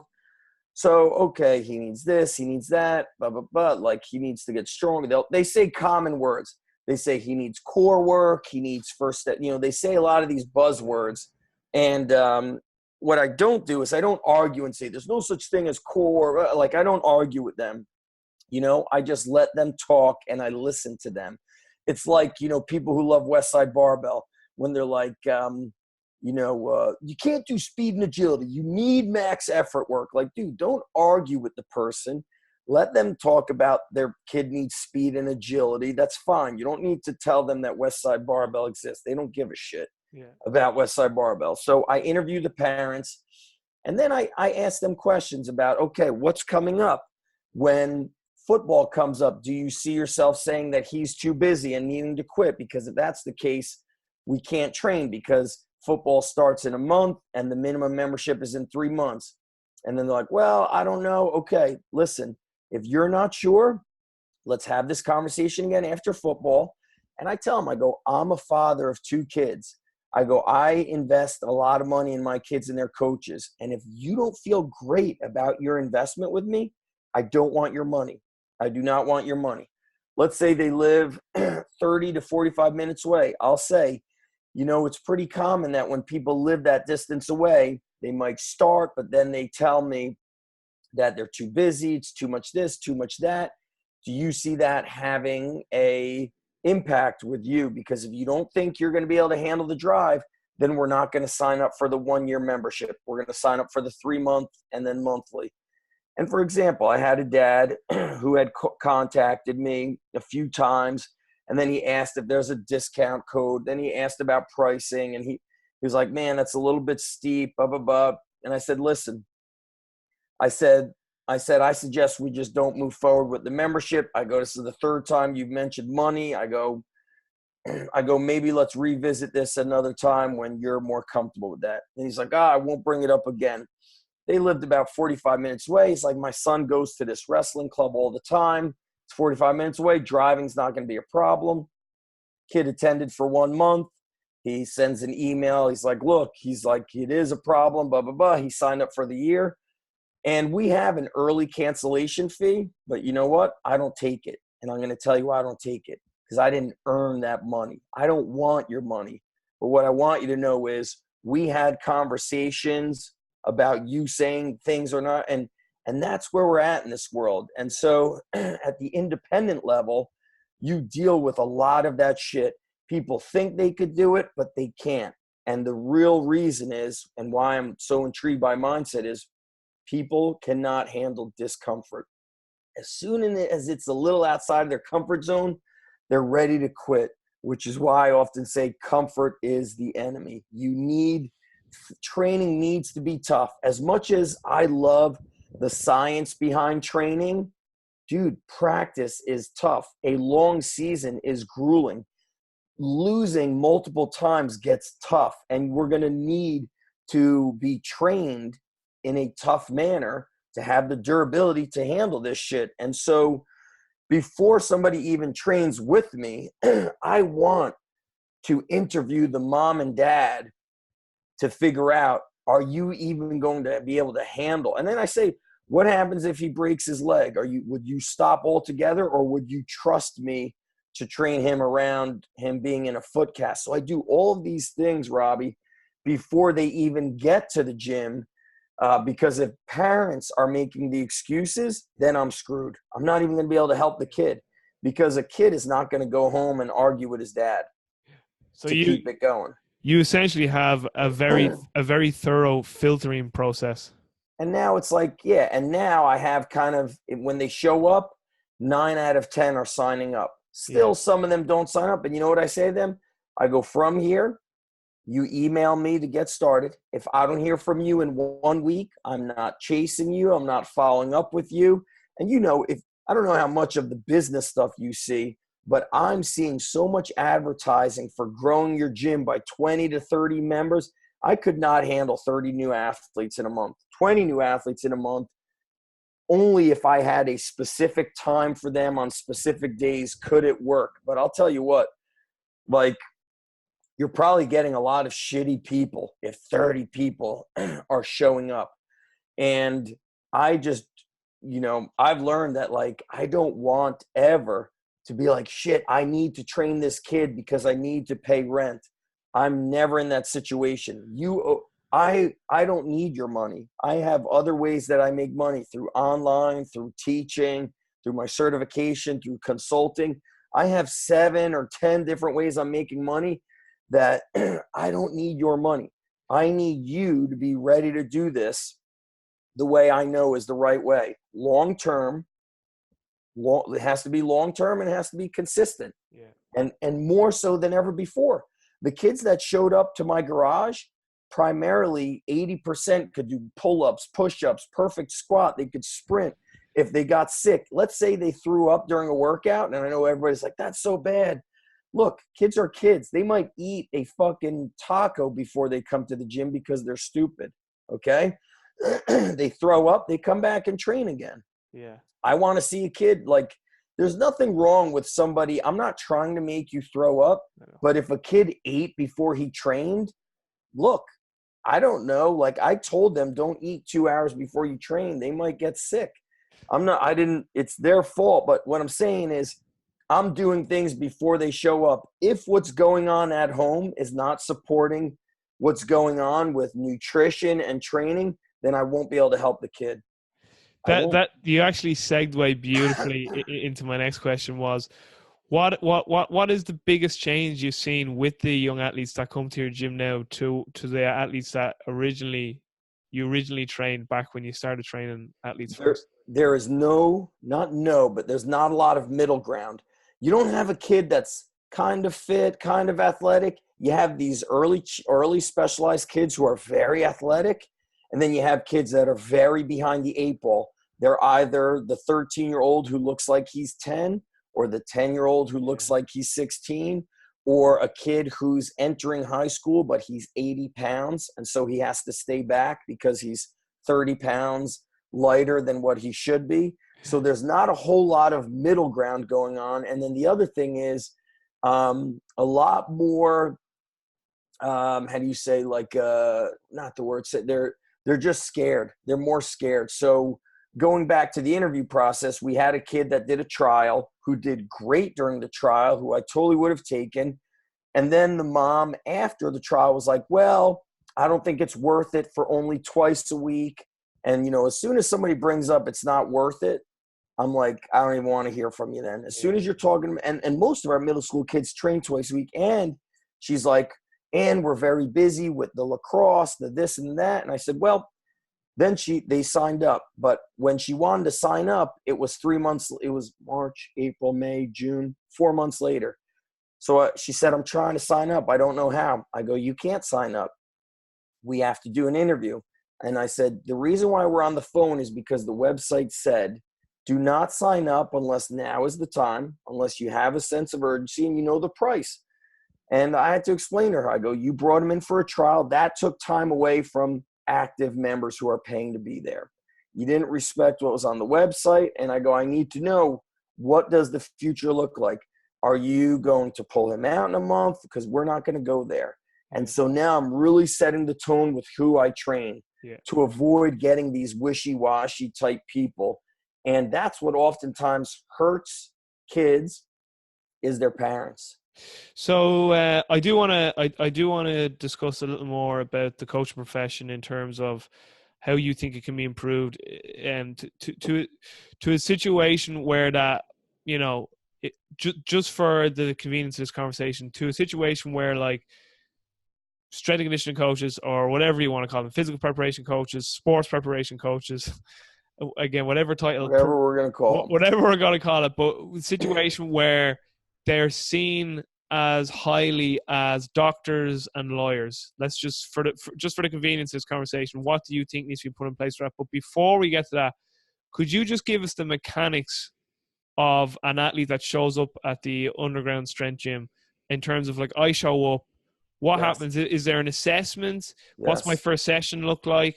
If you can just run through that. And then I really do want to get your full thoughts then on the coaching profession, and then what you think needs to be put in place to make it a more respectable profession where someone can, like, go home to his partner and kids and be like, and like, so kids are like, yeah, my dad's a strength and conditioning coach, and like he earns like not that they notice, but he's like, yeah, we live in a nice house and his career is protected, you know, that kind of way. We'll go down that rabbit hole. But just before we move off this long-term athlete development and what goes on in your facility, what do the mechanics look like when someone shows up? I'm assessing them from the moment they walk in the door, from their body language to their posture and looking at feet. So I've never seen the kid before. Mom or dad brings him or her in.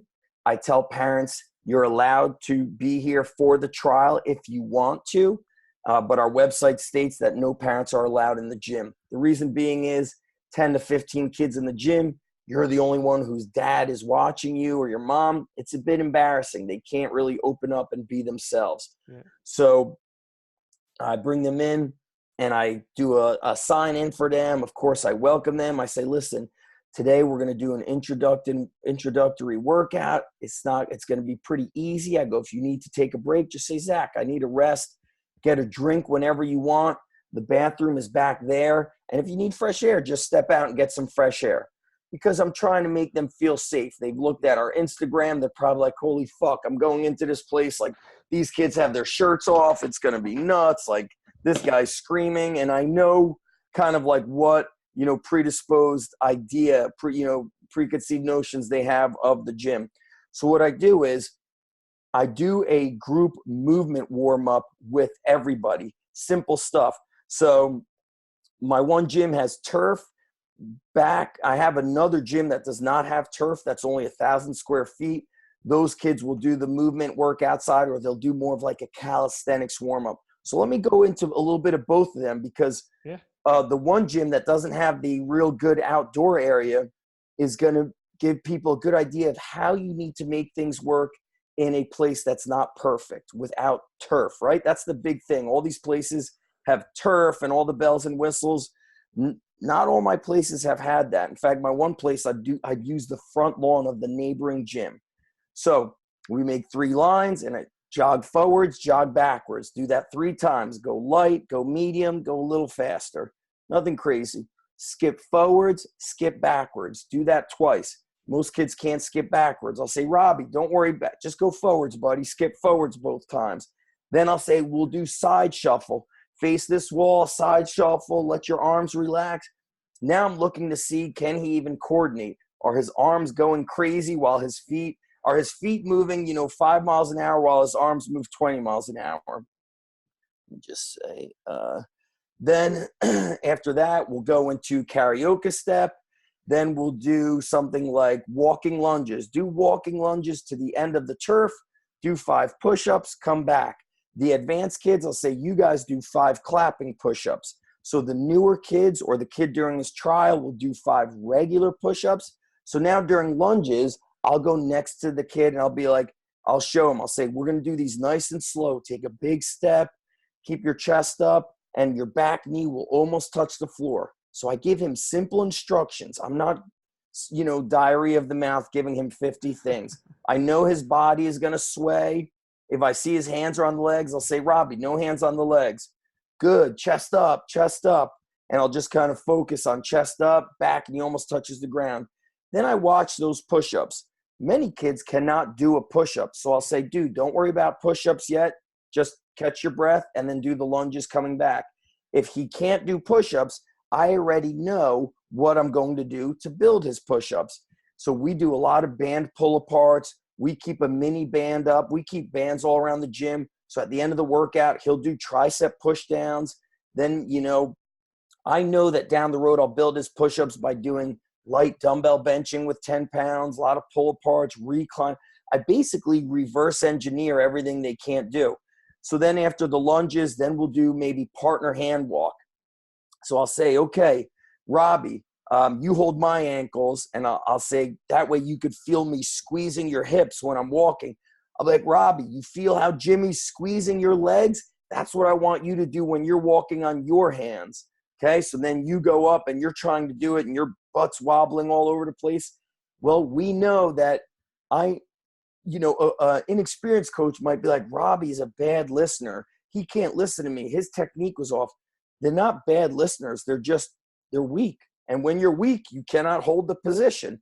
So it's okay to do some hand walking where the body is wiggling. I will get you stronger, but I need him to experience a bit of a challenge. I need him to experience also like, hey man, this is going to be tough and I got to focus and this is something I got to work on.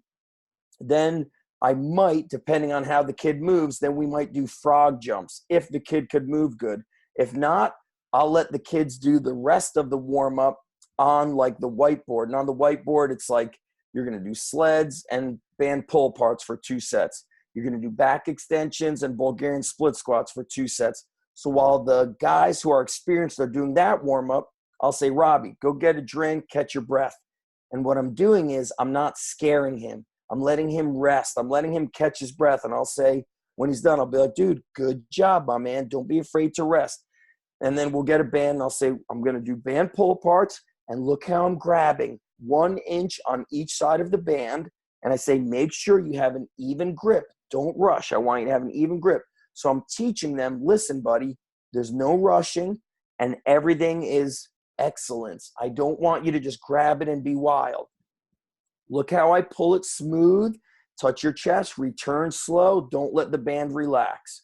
Do 10 of them. If he struggles, I'll say, okay, rest a minute. We're going to do that for 3 sets of 10. If he did good, I'll say, now do underhand for 10 reps. Rest 30 seconds, and then I'll be right back, and I'll have him do it one more time. So I give him like one thing to do and focus on it, and I don't hover over him too much, like a one-on-one going crazy. Then I'll say, hang that up. And I'll say, we're going to do that exercise a few more times today. We're going to get good at that. I said, it might be hard today, but in 2 weeks, dude, you're going to be crushing it. So now I'm building his confidence. So I'm telling him, hey, it's okay to struggle today. It's going to be a challenge for the first 2 weeks. Then I'll show him how to squat. And I'll show a couple of reps, and I'll say, now, do what I'm doing. Put your feet just outside shoulder width. Put your arms out in front, and watch what I'm doing. Pretend you're sitting on a chair. Boom. Okay. Get a little bit lower. Good job. Get a little lower. Keep your chest up, buddy. See that logo on your shirt? Make it face the wall. Oh, just do 5. All right. Take a little rest. Now you're going to do that 3 more times. Take a 30-second break. So I have him do a few sets of squats. Then I'll introduce him to the recline row. Right? I'm going to show him, and I'm going to say, look, this is like an upside down push-up.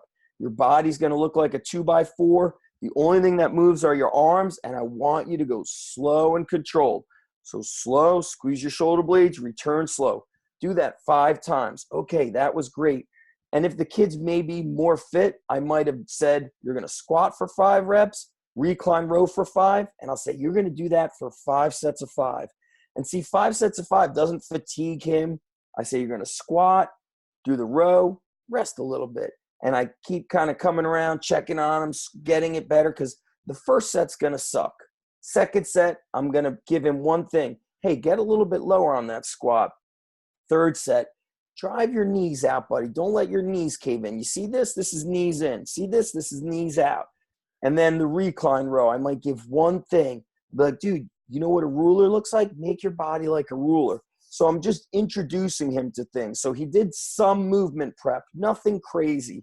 He did some pull aparts. Then he did squat, recline row. He did the band pull aparts. Then from there, I'm going to go real simple. I'm going to go kettlebell farmer walks for a few sets, do a set, take a rest. And I'm going to say, when I demonstrate for him, I'm going to go, you know how you squatted? Well, what we're going to do is we're going to put our feet closer together, and you're going to squat down and pick up these kettlebells with a flat back. And I say, everything you pick up and put down is with a flat back, whether it's 5 pounds or 50 pounds. So he carries the kettlebells down and back, puts it down. I'll say, awesome. Take a little rest. It's like a little gnat flying around in front of me. I'm going to take a little rest. Now, some kids can't even hold on to 26-pound kettlebells for like more than a set. It's amazing. So I have to go to 20 pounds. Some kids might be 62-pound kettlebells, depending on the strength. And I'm very in tune with their mindset. Is this kid scared? Is this kid weak? If so, I can't push him because he'll break. He'll break down mentally. Tell his dad he doesn't want to come. Is he that 13-year-old that is, biologically is 16 years old? Okay, he needs to get pushed. So he's going to do farmer walk down and back, 5 push-ups. Farmer walk down and back, 5 push-ups. He might do farmer walk down and back, 5 squat jumps. It depends what he's ready for. So after the farmer walks, and or if it's a kid that can move good, who can do some squat jumps, now we're going to do some sled drags and sled pushes. And this is when they start feeling their legs and they start feeling something they've never felt before. So I'll say, okay, first set, you're just going to power walk it down and back. And they're going to be like, oh, man, that was hard. I haven't done anything like that before. Or, was that easy? And I could see they want to get challenged. Okay, I'm going to put one more plate on it, but instead of walking it, you're going to sprint it to the end, come around, sprint it back. And then I also get into their psyche because I know what they're thinking. So if it's a weak kid, I'm going to be like, dude, it's hard now, but next workout's going to be easier. 2 weeks from now, you're going to be killing this. That's what I'll say to the weaker kid. Let's say it's a stronger kid. I'm going to be like, my man, when you're running, if you want to get fast, you have to sprint this thing as fast as you can. You came back like you were jogging it. I need you to punch your feet to the ground and be aggressive. That's how you're going to get fast. So now he's going to go back in the car and tell his dad, yeah, we did quote unquote speed training, because I know what they're thinking about. So the sled work is going to depend on their fitness level. It might be 1 set. It might be 3 sets. Then when they're done, I want them to feel good. So what do I want to do? I want to do dumbbell curls. I want to do curls. Believe it or not, most kids don't know how to do a barbell curl. They don't know where to grab the bar. They swing it. So I teach them the hammer curl. And I say, we're going to do this hammer curl, and you're going to get one arm up and down, then go to the other arm. I go, there should be no squirming and no swinging, and I want you to get 8 to 10 reps each arm. If you're about to lean back or squirm, you stop and put the weight away. And I know what weight they could use by judging. Can they do recline row? Look, some kids come in and could do pull-ups. Some kids come in and could do walking lunges as part of the trial with weights, And it's interesting is like some kids might do walking lunges with body weight, and all of a sudden you see them grabbing like their inner thigh. They're like, ugh. So, I know that they're like, oh shit, I thought I was strong. Like, it's all right. Come get this foam roller. Let's roll out your hamstrings. Now I'm demonstrating to them that I understand what they're going through, and I understand to fix something on their body that might be tight or sore. And I'll say, the reason why you struggle on that is we just got to get your muscles stronger. So psychologically, I'm telling them, look, my man, you're actually not that strong. And that's what I'm going to do for you. I'm going to get you strong. So depending on their level, depends on what I could do for them. At the end, 2 or 3 sets of curls, and maybe I'll do some like wrist roller work to blow up their forearms. Why do I do that stuff? So they're going to get back in the car. The dad is going to say, what did you do? Well, I did some speed work pushing the sled. How do you feel? I feel great, but I can't move my arms. Most dads are going to be like, yeah, that's fucking awesome. You made my kid work, right? They're thinking stuff like that. Some kids who are very athletic, I might pull out the small hurdles and have them do a couple sets of hurdle jumps, catch the squat at the end. Hey, I want you to pop over those hurdles the way Jimmy is. You see the way Jimmy's popping? When you could pop like that, then you're going to be killing it on the football field. So when I'm doing a trial, every exercise is an assessment. I've assessed them from the moment they walked in. I could already tell what you could do when you walk through the doors by looking at your physique. I could see what you're going to struggle on. I could see if you're going to have trouble doing squats. Robbie, it's basically the difference between, I call this, like Stephen Pressfield's book, Turning Pro. When you've turned pro and you go out to eat with your girlfriend and you're looking around, you're like, look at that dude's feet. His feet are pointing out. He probably can't run fast. Oh, look at that guy. He needs to do a lot of face pulls. Like, you can't shut it off. You're always thinking. It's like the movie A Beautiful Mind. Everything he saw was with numbers.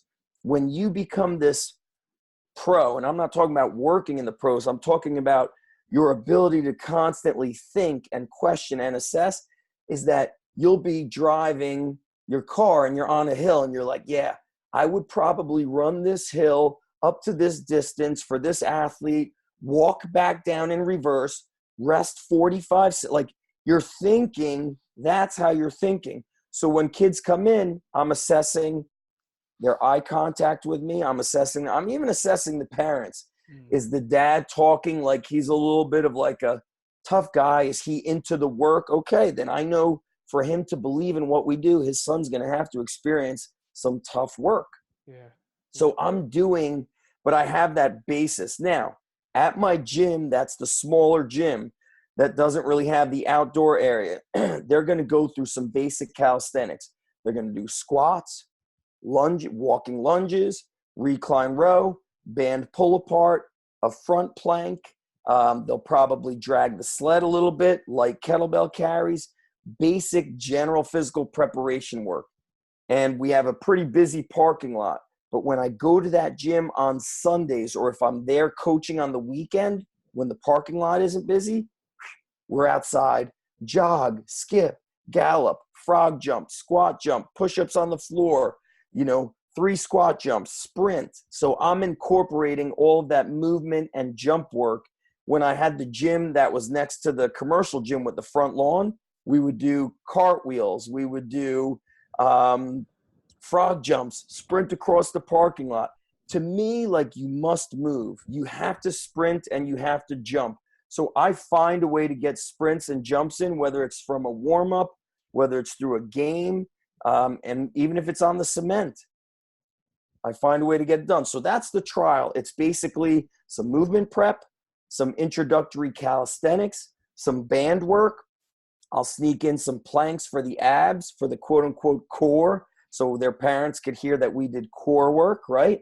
They'll do sprinting or pushing of the sled, so they think it was speed work.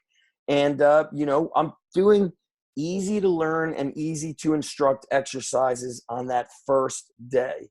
That's got to be the ticket, because you're not trying to do – I remember this years ago when I was training the guys out of my garage.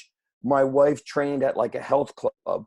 And one morning I went with her to the health club, and I can't remember if I may have been squatting on the squat rack, and there was a personal trainer teaching a kid how to do a clean and split jerk, but it was not the correct technique. So it was like clean, split jerk, move your feet here. And then I remember when he went to instruct it himself, he did it wrong. He forgot to split his feet, because he confused the kid so much with too much talking that he confused himself during the instruction. He couldn't demonstrate it because he talked too much.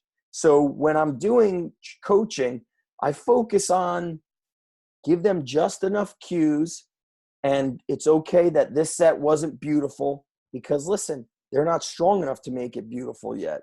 We have to get them stronger. Now we're going to work on this. Now we're going to work on that. So the assessment is not just physical.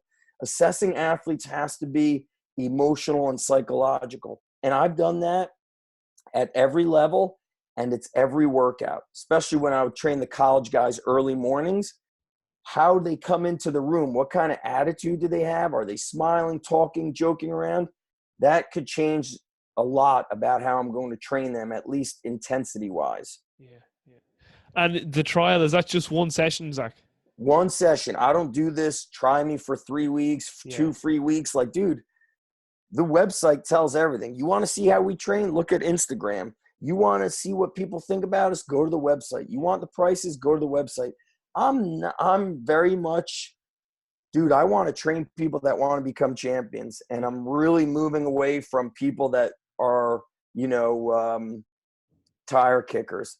Or I need to be inside of a school or a university where I'm with you all year long. Yeah. To me, it's like, I don't like working with the kids who come, then they go. They come, then they go. Because you know what happens? You get strong, you get tough, you get confident, you get explosive, then you get weak. Like, I don't even want to do it. And so when that happens with a kid more than twice, I tell the parents, I go, look, it just kind of makes no sense. He comes back, we're starting over again. It's probably doesn't make sense to start again. I just don't want that person's money. Yeah. And they're stopping greatness in the gym. You're like interfering with greatness in the gym. I tell it to my own kids, and I know people are going to think I'm crazy, but I'll tell, like, sometimes, my kids are getting older, they could get a little bit feisty, and I'm like, dude, don't effing come in here and argue. Do not, don't come. If you're going to be on this floor here, daddy's not going to tell you what to do, but whatever you're doing, just do work when you're here. That's it. Yeah. Just something I meant to say around when you mentioned Ethan Reeves, and he was saying that, you kind of want to leave the athletes wanting more. Yep. And, I suppose a major part of that is making sure that training, is fun. You maintain an element of fun always in your training. Got to be fun. Dan Pfaff, you know who Dan Pfaff Yep. did. I said this in one of my previous podcasts there recently. I can't remember who I was talking to about this. It was on one of the podcasts I've done there recently. I think it was with Ryan Banter, the one that just recently came out with OPEX. But someone asked Dan, like, one day, what's this? Basically, like, I'm paraphrasing, but they're like, what's the secret recipe? And like Dan, and like, you can, like, the whole room's like, oh, here it comes. Yes. Yeah, the master's about to tell us. And then Dan just, like, in his real, like, sort of Dan way, just like, training just has to be fun, and everyone's kind of like looking around going, that's it, like, you've trained, like, gotta be like a party, dude. Yeah. And listen, his whole thing is like, if it's not fun, they won't show up. And like, the most important ingredient to training is sustainability, adherence, and consistency. If you can't get athletes to show up and love it, you're just wasting your time. You have to essentially be, and what's helped me so much is my years teaching at the elementary school level is like, you're an actor, you're putting on a show for them. So you need to have fun. And I think because I don't have somebody recording all my shit, being able to really showcase what it is, like when we're training, as intense as all this sounds, we are having a party. So I'll be like, oh, Matty Maserati's about to deadlift. Let's put on that club music. So, down here in New Jersey, we put on the house music, and it's like, oh, like we're like fist pumping, or I just find ways to get the guys so fired up and have fun. Yeah. And it's a lot. I tell you what, music is important, like pumping music and just high-fiving people and just being like, oh, Robbie is the strongest man in the room today. Everybody just go home. It's over. Like, you just got to make, and then, oh, you challenging me? So you got to make it like a party. And I'll tell you what, it's exhausting when you coach that way. And that is my style, to be fun and get into it. I'm not very good at just kind of like, here's what we're doing, guys, and just standing back and letting them do that.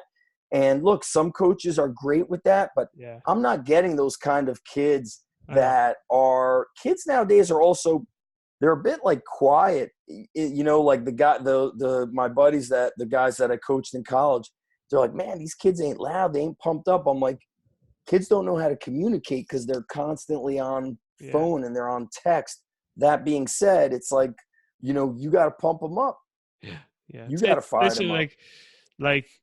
And I know that Gary Vaynerchuk, and you had a great meeting with Gary Vaynerchuk that you told the boys in the My Muscle Project. That was hilarious. A $3,000 lunch without any food. Yeah. You dressed up and it was Taco Bell. I dressed up. We went to Taco Bell. But like, one of the best things that I've heard from Gary was this kind of quote where he says, he's like, content is important, but context is king.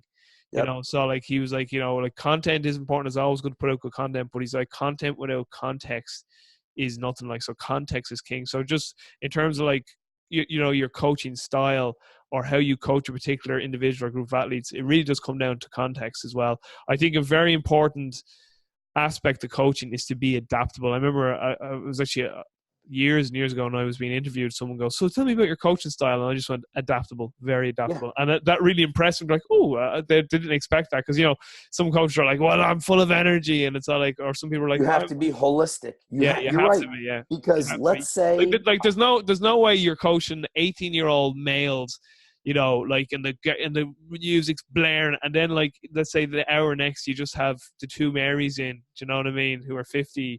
There's no way, exactly, you know what I mean? You have to be adaptable there as even well. In the same group, I might coach you aggressively, then I might come up to the other one and just kind of talk to them one-on-one. Exactly. And then there's moments where I'm speaking to the group as a whole, and it has to be holistic. And that's why you just can't be rigid. Like, you've got to be ready to say, okay, this is the plan, but I've got to change. And you know what changes things too is like speaking about how this long-term athlete development and when you're at the independent level, your kids are now in mandatory high school weight room. So now he's showing up and a kid might say, hey, what? He's like, can we not squat today? Sure. Yeah. What'd you do today? I did like 1 rep max squat. We did snatches, deadlifts, bent over row. And then we did a lot of jumps and my ankles fucked up. Oh, great. So you just did fucking everything. And then now he has a strength and conditioning class.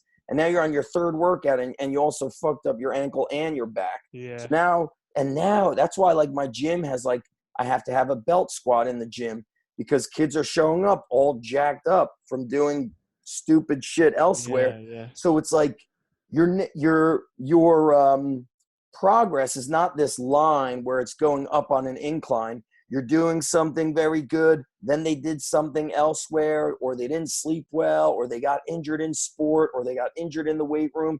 Now everything's changing, and it's like I need always, and there's oftentimes like this B workout on the board. Yeah. Because of what they did. I tell you, sure, like one of Dan's like most, like Dan Pfaff again, like one of his most common sort of sayings is like to have contingency plans. He's like, sometimes even plan B is enough. Sometimes you need plan C and even plan D, and sometimes it can even go on beyond that. So yeah, contingency plans are so important. One thing for just wrap up on this part, Zach, is it sounds like growing ownership of the process with your athletes seems to be a major part of your development with your athletes over the long term. Like, so just going back to like nearly the early part of this conversation where you were speaking about the different squat variations, the sort of conjugate rotation use, and, you know, kind of getting the athletes to sort of maybe own that process more. It seems to be that, you know, gaining ownership over the training process is very important. You're teaching them. You want them to learn things so they can do not just with you, but they have to be able to do stuff. What does Tim Grover always say with like those best basketball players he trained? They would do stuff on their own. He'd show up somewhere and they'd already be training. And it's not just the training, it's also the nutrition. So the gym is a mile from the beach. So I told the guys, guys, one kid was like, can we not back squat? I'm sunburned. I said, dude, I'm not fucking adjusting because you did not put on sunblock. I go, you don't want it. That's it. And I said to the guys, I knew everybody, you guys would be at the beach all day. I go, you need to pack your own lunch. You need to show up hydrated, fueled up, ready to go. So if you're showing up dehydrated and you had 1 slice of pizza, I will not adjust for your half-assery. That's when I will not adjust. That's when I tell them, be accountable. Like if you can't pack yourself 2 turkey sandwiches or 2 peanut butter and jelly sandwiches and 2 pieces of fruit and a big thing of water, I'm not adjusting for you. Yeah, great stuff. All right, so you spoke very openly too on the coaching profession on the Mind Muscle Project on one part of the episode, and you touched on it here with regards to your contract with the college position that opened up. And I just want to get your full thoughts on this. So the private sector, collegiate sector, professional sector, so you hear of some coaches with some organizations and they're very well respected and they get a good salary. Like you look at someone like Scott Cochran down in Alabama, again, it seems to be the Southern States. Like the man is nearly like on 7 figures in terms of salary. Awesome. Like it just like, give me your whole brain dump on like the state of the coaching profession from private to collegiate to the professional level. And you said something too when you spoke with Lachlan and Raf, that struck me too, is that the coach you have employed, you were like, I don't give a shit if you take it out of my wages. He's getting a raise. He's getting a raise every year. Because you want him to have longevity in the profession. And you're also, I don't care, he has to take a holiday, paid holiday, because, again, don't want them burnt out, I want them fresh. And the reason why this kind of strikes home with OPEX anyway is, obviously, you listen to OPEX, you know James Fitzgerald. James is, like, on a fucking mission to, like, bring the fitness coaching profession up to I've known of James since every second count. Yeah. Every second counts from that. So He's trying to bring it up to a standard where it's highly respected. Like to him, he's like fitness coaches dispense like the most essential medicine that any practitioner dispenses, which is exercise, nutrition, mindset, just basic lifestyle guidelines. So he's just like, in terms of health practitioners, fitness coaches, whether you're a personal trainer, whether you're a physical preparation coach, whether you're a physical education teacher, like you are dispensing serious medicine, and whether it's just through the exercise piece or whether you're also adding in that nutritional piece and that whole just lifestyle piece, like what you're contributing to society is just, it has profound impacts. But because it's so diluted, it's so easy to get into the profession. You're just getting so many cowboys in there. Like, and I'll let you answer now. Like, I was just thinking to myself one day, have you ever heard of anyone going to a doctor or lawyer and saying, like, do you do any bargains? Can you go a bit cheaper? Do you do do you do mate rates? What the fuck is a mate rate, Harry? Right. Or hey, I'm from I'm from your town. Do I get a discount? Like that's what I mean. Asking for discounts. And like, so talk. it's like, but to be honest, at the same time, Zach, it's because it's too easy to get into a profession. It's because of the standards that we've allowed as a profession. Like, we all should shoulder some of this responsibility. That's the level of respect some people have for the profession. Look, even like, so I had my certification online, and when I, left the guy that I was partnered with, so I'm launching it again, but I said, I just don't feel good about somebody getting certified online. Like, I need you to make it harder. So now they're going to go through the whole thing. They're going to take the exam. The exam is not a killer exam. I think we have 60 questions.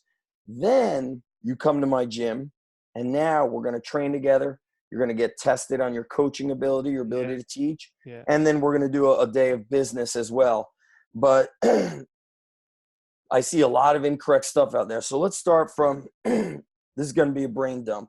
This is fine. It's fine. Brain dump. So the one guy who I was telling you about, who was our full-time coach, he's leaving with his girlfriend. She got a job at a university probably about 6 hours away, just because this New Jersey, New York, Connecticut area is so expensive to live in. It's like 50% cheaper out there. We're hiring a guy who used to intern with me at the university. Great guy, just finished his GA. He was a GA, got his master's degree. What's our salary for him? I think it's something like 44 grand for the year. Health benefits, we got him, plus the 2 weeks paid vacation, plus I pay for your education. So if you want to go to a seminar, I pay for you. That's pretty good. So, and no weekends. Going to work Monday through Friday, 6 a.m., 9 a.m., so 2 hours in the morning. And then 4 p.m., 4, 5, 6, 7 is our evenings. Friday is 4, 5, 6. So on Friday is 5 hours. And then in the summertime, we add like another morning. I think we do a 6, 9, and 10 a.m. So because we have more athletes. So basically coaching 5, 6 hours a day, weekends off. Now, this is also why I stopped, calling it underground strength coach. I started calling it underground strength and sport performance course, sport performance certification. Okay. I feel like that's where we need to be. Now, James, I think, is very cutting edge. I am not a nutritionist. James is much more dialed in with the nutrition, the blood work, but I think that is the level we're going at. Looking back, I wish I would have probably done something with, I never thought I was going to become a strength coach. Then I tore my ACL. I was finished with my master's degree. That changed things. I got my master's degree in health education. Looking back, I wish I would have gone for maybe physical therapy, because of how, there's so many athletes are showing up with like strange movement patterns, things that I've never seen before. Things that have also changed. The independent sector is extremely, extremely hard to succeed in. So I started out of my parents' garage around my end of third year teaching, or fourth year, 2002. So now it's 2019. So 17 years I've been in business. Most of these independent gyms struggle because the smaller, somebody like me, we call them a strength and conditioning coach. They open up a warehouse gym. They're taking the owner / operator type system, right? Where you own the gym, you're also coaching in the gym, you're also doing the behind the scenes business stuff. You now have to learn marketing. You know, the amount of money I've invested in marketing is easily $100,000, tens and tens of thousands of dollars. It was totally not odd for me to have like different marketing materials subscribed to for $1,000 a month studying. And that's the tough thing at the independent level, is you must understand business. And so now, not only is it harder to train athletes because of how screwed up they are coming in and how much injuries and poor movement patterns they have, but now you need to learn business greater than ever before because of how complicated business is and how much competition there is. So I'm in a very small town. There's a Parisi speed school up the street. You know, a quarter mile from them is another, you know, facility, or actually there's 2 facilities across the street from each other. One is like baseball and football with a strength coach. The other one is lacrosse and soccer with a strength and speed coach. They're everywhere. And so the consumer does not know the difference. They think it's all the same. Yet, unfortunately, many kids come to us from some of these large name places, and they spent 6 months there and the kid can't do a pull-up. And you're not getting faster if you can't do a pull-up, or you can't, you know, I'm not sure what they did. They're kind of employing people that are not experts. They're kind of employing somebody who, hey, you know, Robbie played football in college, automatically qualified. He was a D1 athlete. Listen, I've been at the Division I level. Those guys are not ready to show up at my gym and train anyone. But parents see D1 athlete, or he was a pro athlete, or a former major league this or that. And what have you heard? Sometimes the best coaches were not great athletes because they had to struggle. They had to learn. Or Matt Wenning always says it. He goes, by the time you figured out how to optimally train people, you yourself have gone way past your prime. And that means it takes a long fucking time to figure out how to train people. It ain't happening when you're 23 years old. So the independent level is extremely cutthroat. It is very cutthroat. And if you're a smaller operation like I am, you know, people don't treat you like a business. Whereas if you go to like a chain gym and you cut out of your contract early, you're still getting billed. And if you try to switch your credit card, they're getting a, you know, bill collector after you. Guys like me don't do that shit. We're trying to coach people. So you have the independent level it's very hard.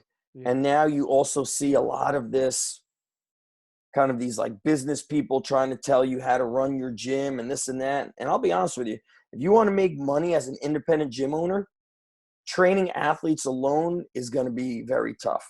You're going to have to either have a whole group of adults in there or primarily adults. And I've met many that used to come to my certification that were like into the strength and conditioning aspect. They could not get it to fly. They had to train adults. Somebody like me, I know I've been put on this earth to work with athletes. That doesn't mean we don't work with adults. We do. But I know what I do. I know what I want to do. I know what I'm about. And so that is why I supplement my income with a lot of the online stuff and even teaching, because I just want to be a coach. Now, what we have that's worked well, and that I want to also share what hasn't worked well, right? We spoke about transparency is, you know, Mike Guadango lives in North Jersey. That is a very affluent area. The money those people make compared to the money made down by me is different. And so, you know, several $100s a month is different for those people compared to down here. If you're opening up independently, I think it's very important to be in an affluent area. Very important. Now, on the flip side, you're not trying to attract everyone and anyone. So in the town I'm in, I'm trying to attract the top 20%. You know, the people that are willing to invest in their kids, the people that are willing to travel, the parents that have a tougher mindset for their own kids. So the independent level is very hard. You need to constantly be marketing. The marketing machine never ends. That's why you see so much of my videos, because I know the kids are going to see it. then the kids tell the parents. I know that there's moms on Instagram, and I know that moms and dads are on Facebook. So that's why you see me in a lot of places, right? Now, going to where are we going from private to what was the next thing? Collegiate and professional. Just before I move on there, why did you feel it was so important to set up those standards for the coach you employed? Like that's like the benefits and the hours he works and the salary. That's phenomenal. And the reason I asked that is, Sue, is because like so many coaches just get into it, burnt out, leave. Or else this is the other frustrating thing. A lot of them are just part-time coaches who they just use it as a side job. Like, again, you'd never be like, oh, I'm just a doctor on the side. I just do part-time. Or I'm just a lawyer. That's what I'm saying as well, you know? All right, so let's backtrack. So I have part-time coaches at my one location. But I tell them, I go, guys, I know this is part-time and I know you have other things. But part-time work does not, at least here, does not allow part-time dedication. It does not mean part-time energy, part-time effort. When you're here, this is your gym. So when you leave, make sure it's clean. Give these kids all your heart, and you better change lives. Yeah. If you don't, I've said it before. I tell the guys, I go, guys, you can leave now. I will run the gym on my own. I will open it 3 days a week. I will burn it to the ground. I don't need, like, I'm never backed against the wall. I'm like Rambo Part 1. I told the boys from my muscle. I'm like First Blood Part 1. Yeah, I love it. Like that's how I am with running my own gym. Now, I forgot to talk about the gym I had that did not do well. So I had a satellite location inside of a baseball facility. A guy reached out to me. He had 2 coaches in there. So he had the whole setup. They failed. It didn't work out. I didn't remember what the reason was. I had my one spot inside of the building with the boxing, jiu-jitsu, and wrestling. That was killing it.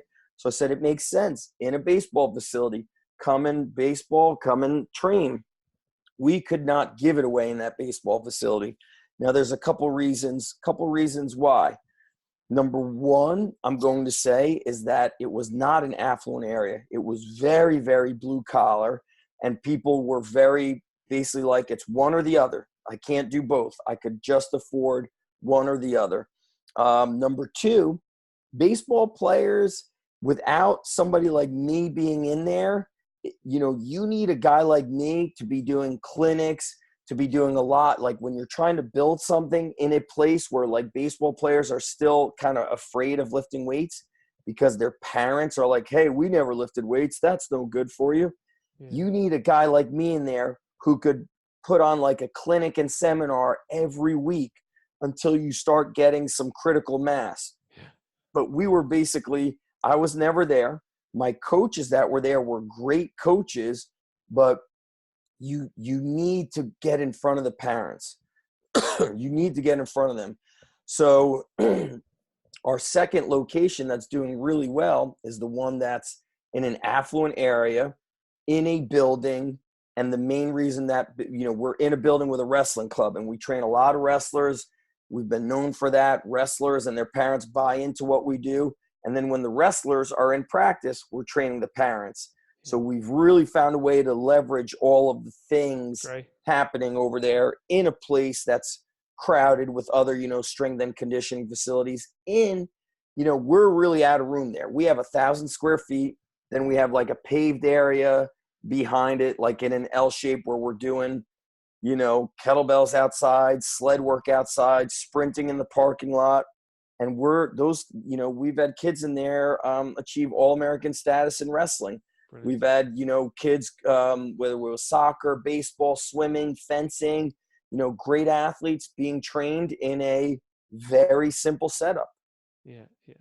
But it's just so is the reasons though that the employee the reasons that you get like that you've given them, the salary and the benefits, is it so that you want this fella to have longevity in the game? Yes, I don't want them to start off struggling on everything, and then their parents saying, "What is this shit? You don't get benefits. Everybody else gets you benefits."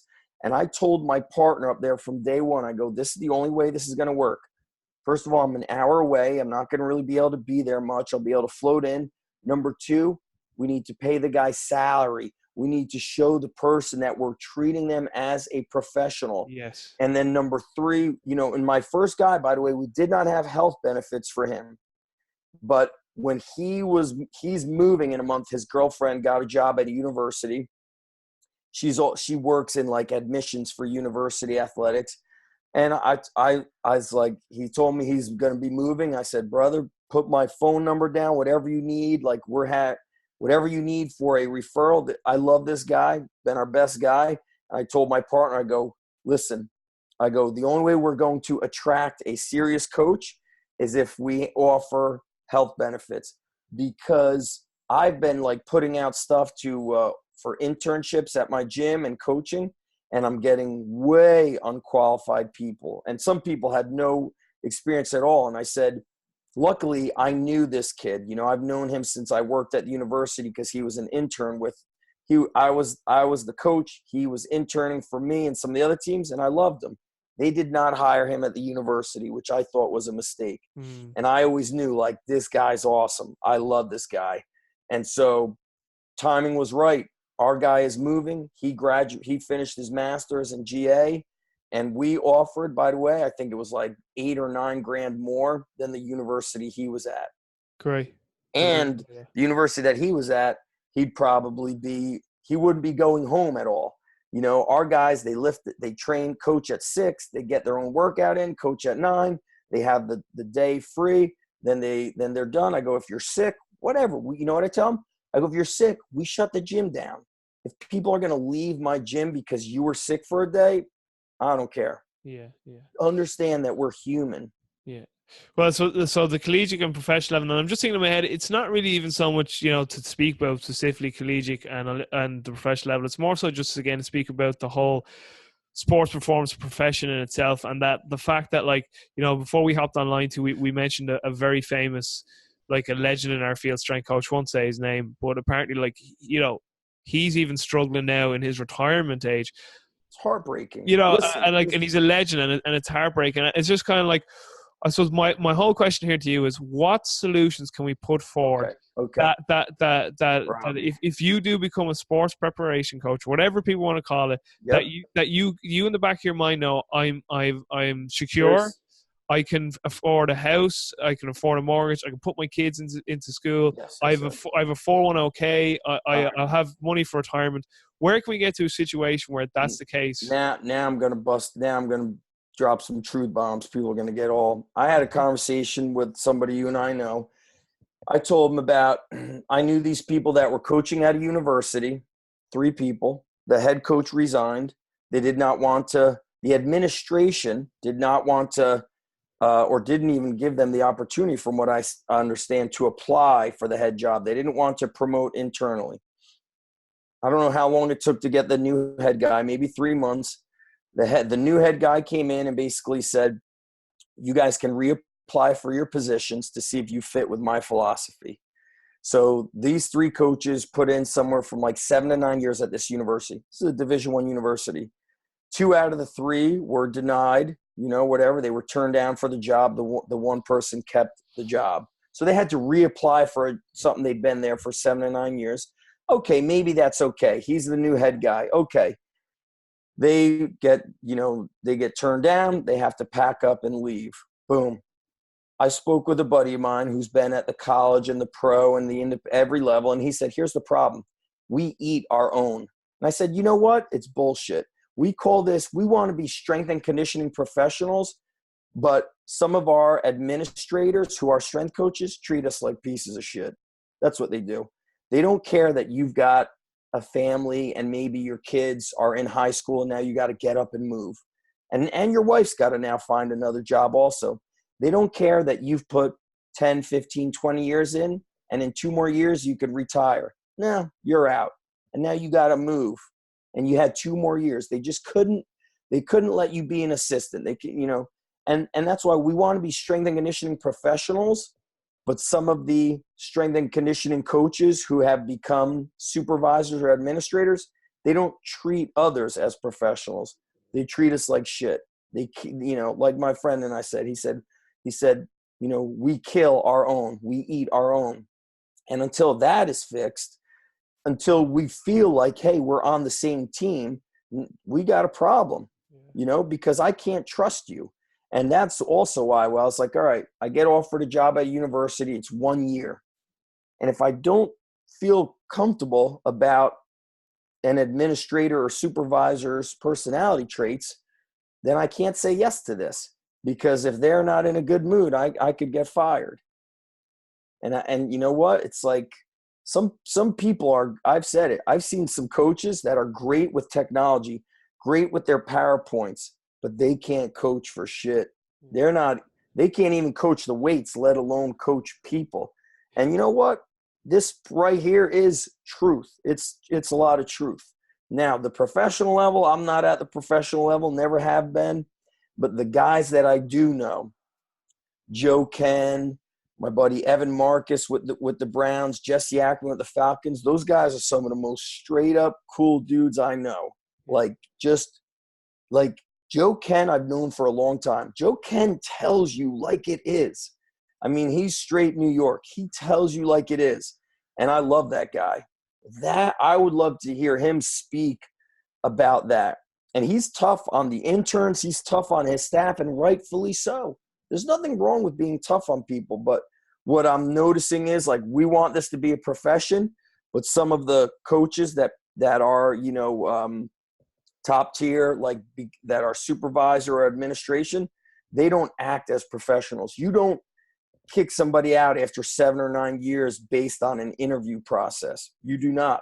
To me, that's unprofessional. That's or a university that doesn't allow people that have been there for 7 to 9 years to apply to be the head judge. Why not?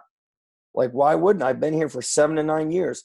I know what works here. Maybe I have some other ideas. Maybe I want to change things, but you're not going to give us an opportunity?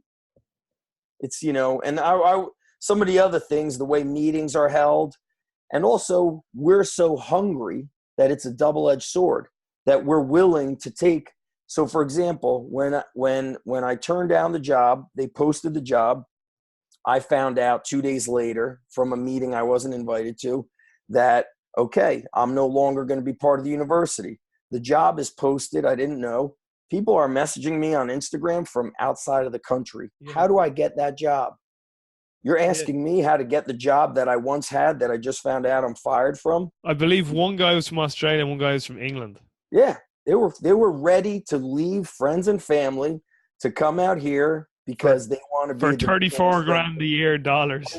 Yeah, whatever it is. It was. So it's like, okay, like they're so ready, they're your friend until it's time to get your job. Yeah. And it's like, wow, dude, pretty heartbreaking. And then, in a day and age where we could call and text and let people know, like, you ask somebody a question, they take a week to get back to you, like they're too busy for you. So that's the thing. Not all strength and conditioning professionals are acting professionally. That is the problem. Yeah. That's a problem. Wrapping up here. Wrap it up because you got to take your daughter soon enough to tennis. Take her in like 3 minutes, so let's crush it.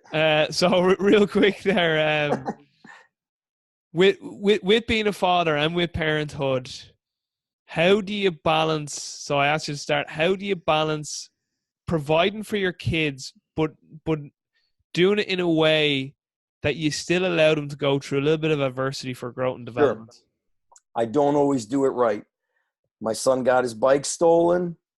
Then I got my bike stolen as a kid. When I got my bike stolen as a kid, I got a second paper route. My dad did not buy me another bike. My son gets his bike stolen.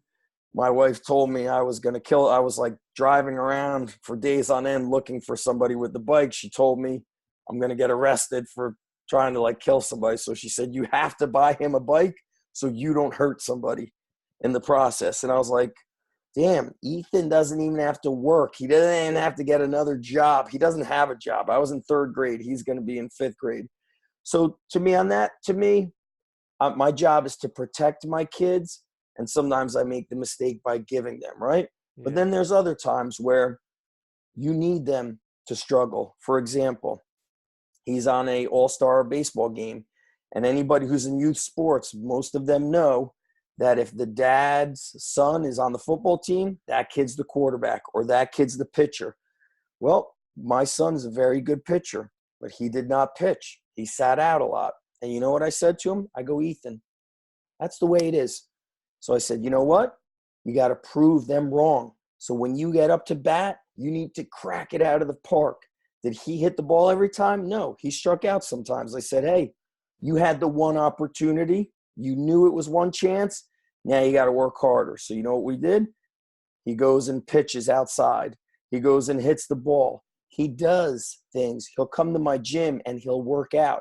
I tell him, you have to work because you're at a disadvantage. Daddy's not your coach on that team. Yeah. And that's the truth. Daddy doesn't know anything about baseball. And now it'll change when you get to middle school. Dads are no longer coaching. But I said, I want to tell you something, that it's not always the best guy who gets the job. And that's why you need to be so damn good that nobody knows that it's like, if you're not the guy, and I said, and you got to work, that's it. You got to do the work. And then same thing with my daughter. If she ever complains or blames, I go, nope, there's no power in blaming anybody. I said, Daddy has seen 18-year-olds win world championships, 15-year-olds winning silver and gold medals in the Olympics. You can't blame your age. There's no power in blaming others. I said, if you're not doing good, then then you need to be tougher. You need to work harder and figure it out.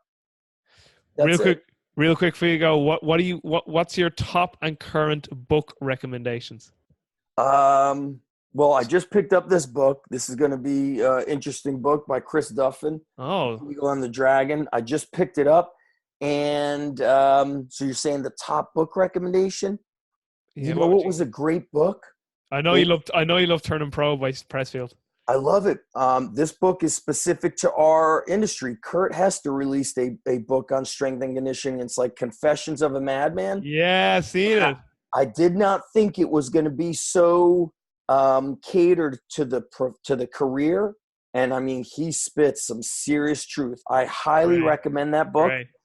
I'm looking around on my desk here, and I was about to order a book, and did you enjoy The System by Al Miller and Johnny Parker and Rob Panriello? Yeah, and I think the most powerful part about The System was kind of the whole introduction, because it was very much about the holistic approach and the coach's eye. Yeah. Because as I kept saying, the answer is it depends. Yeah. So I love that, and I interviewed Johnny Parker. Yeah, I was about to say I love that interview. Yeah, I listened to it. You know what I loved it is because I remember scrolling through your podcast feed. I was like, he interviewed Johnny Parker.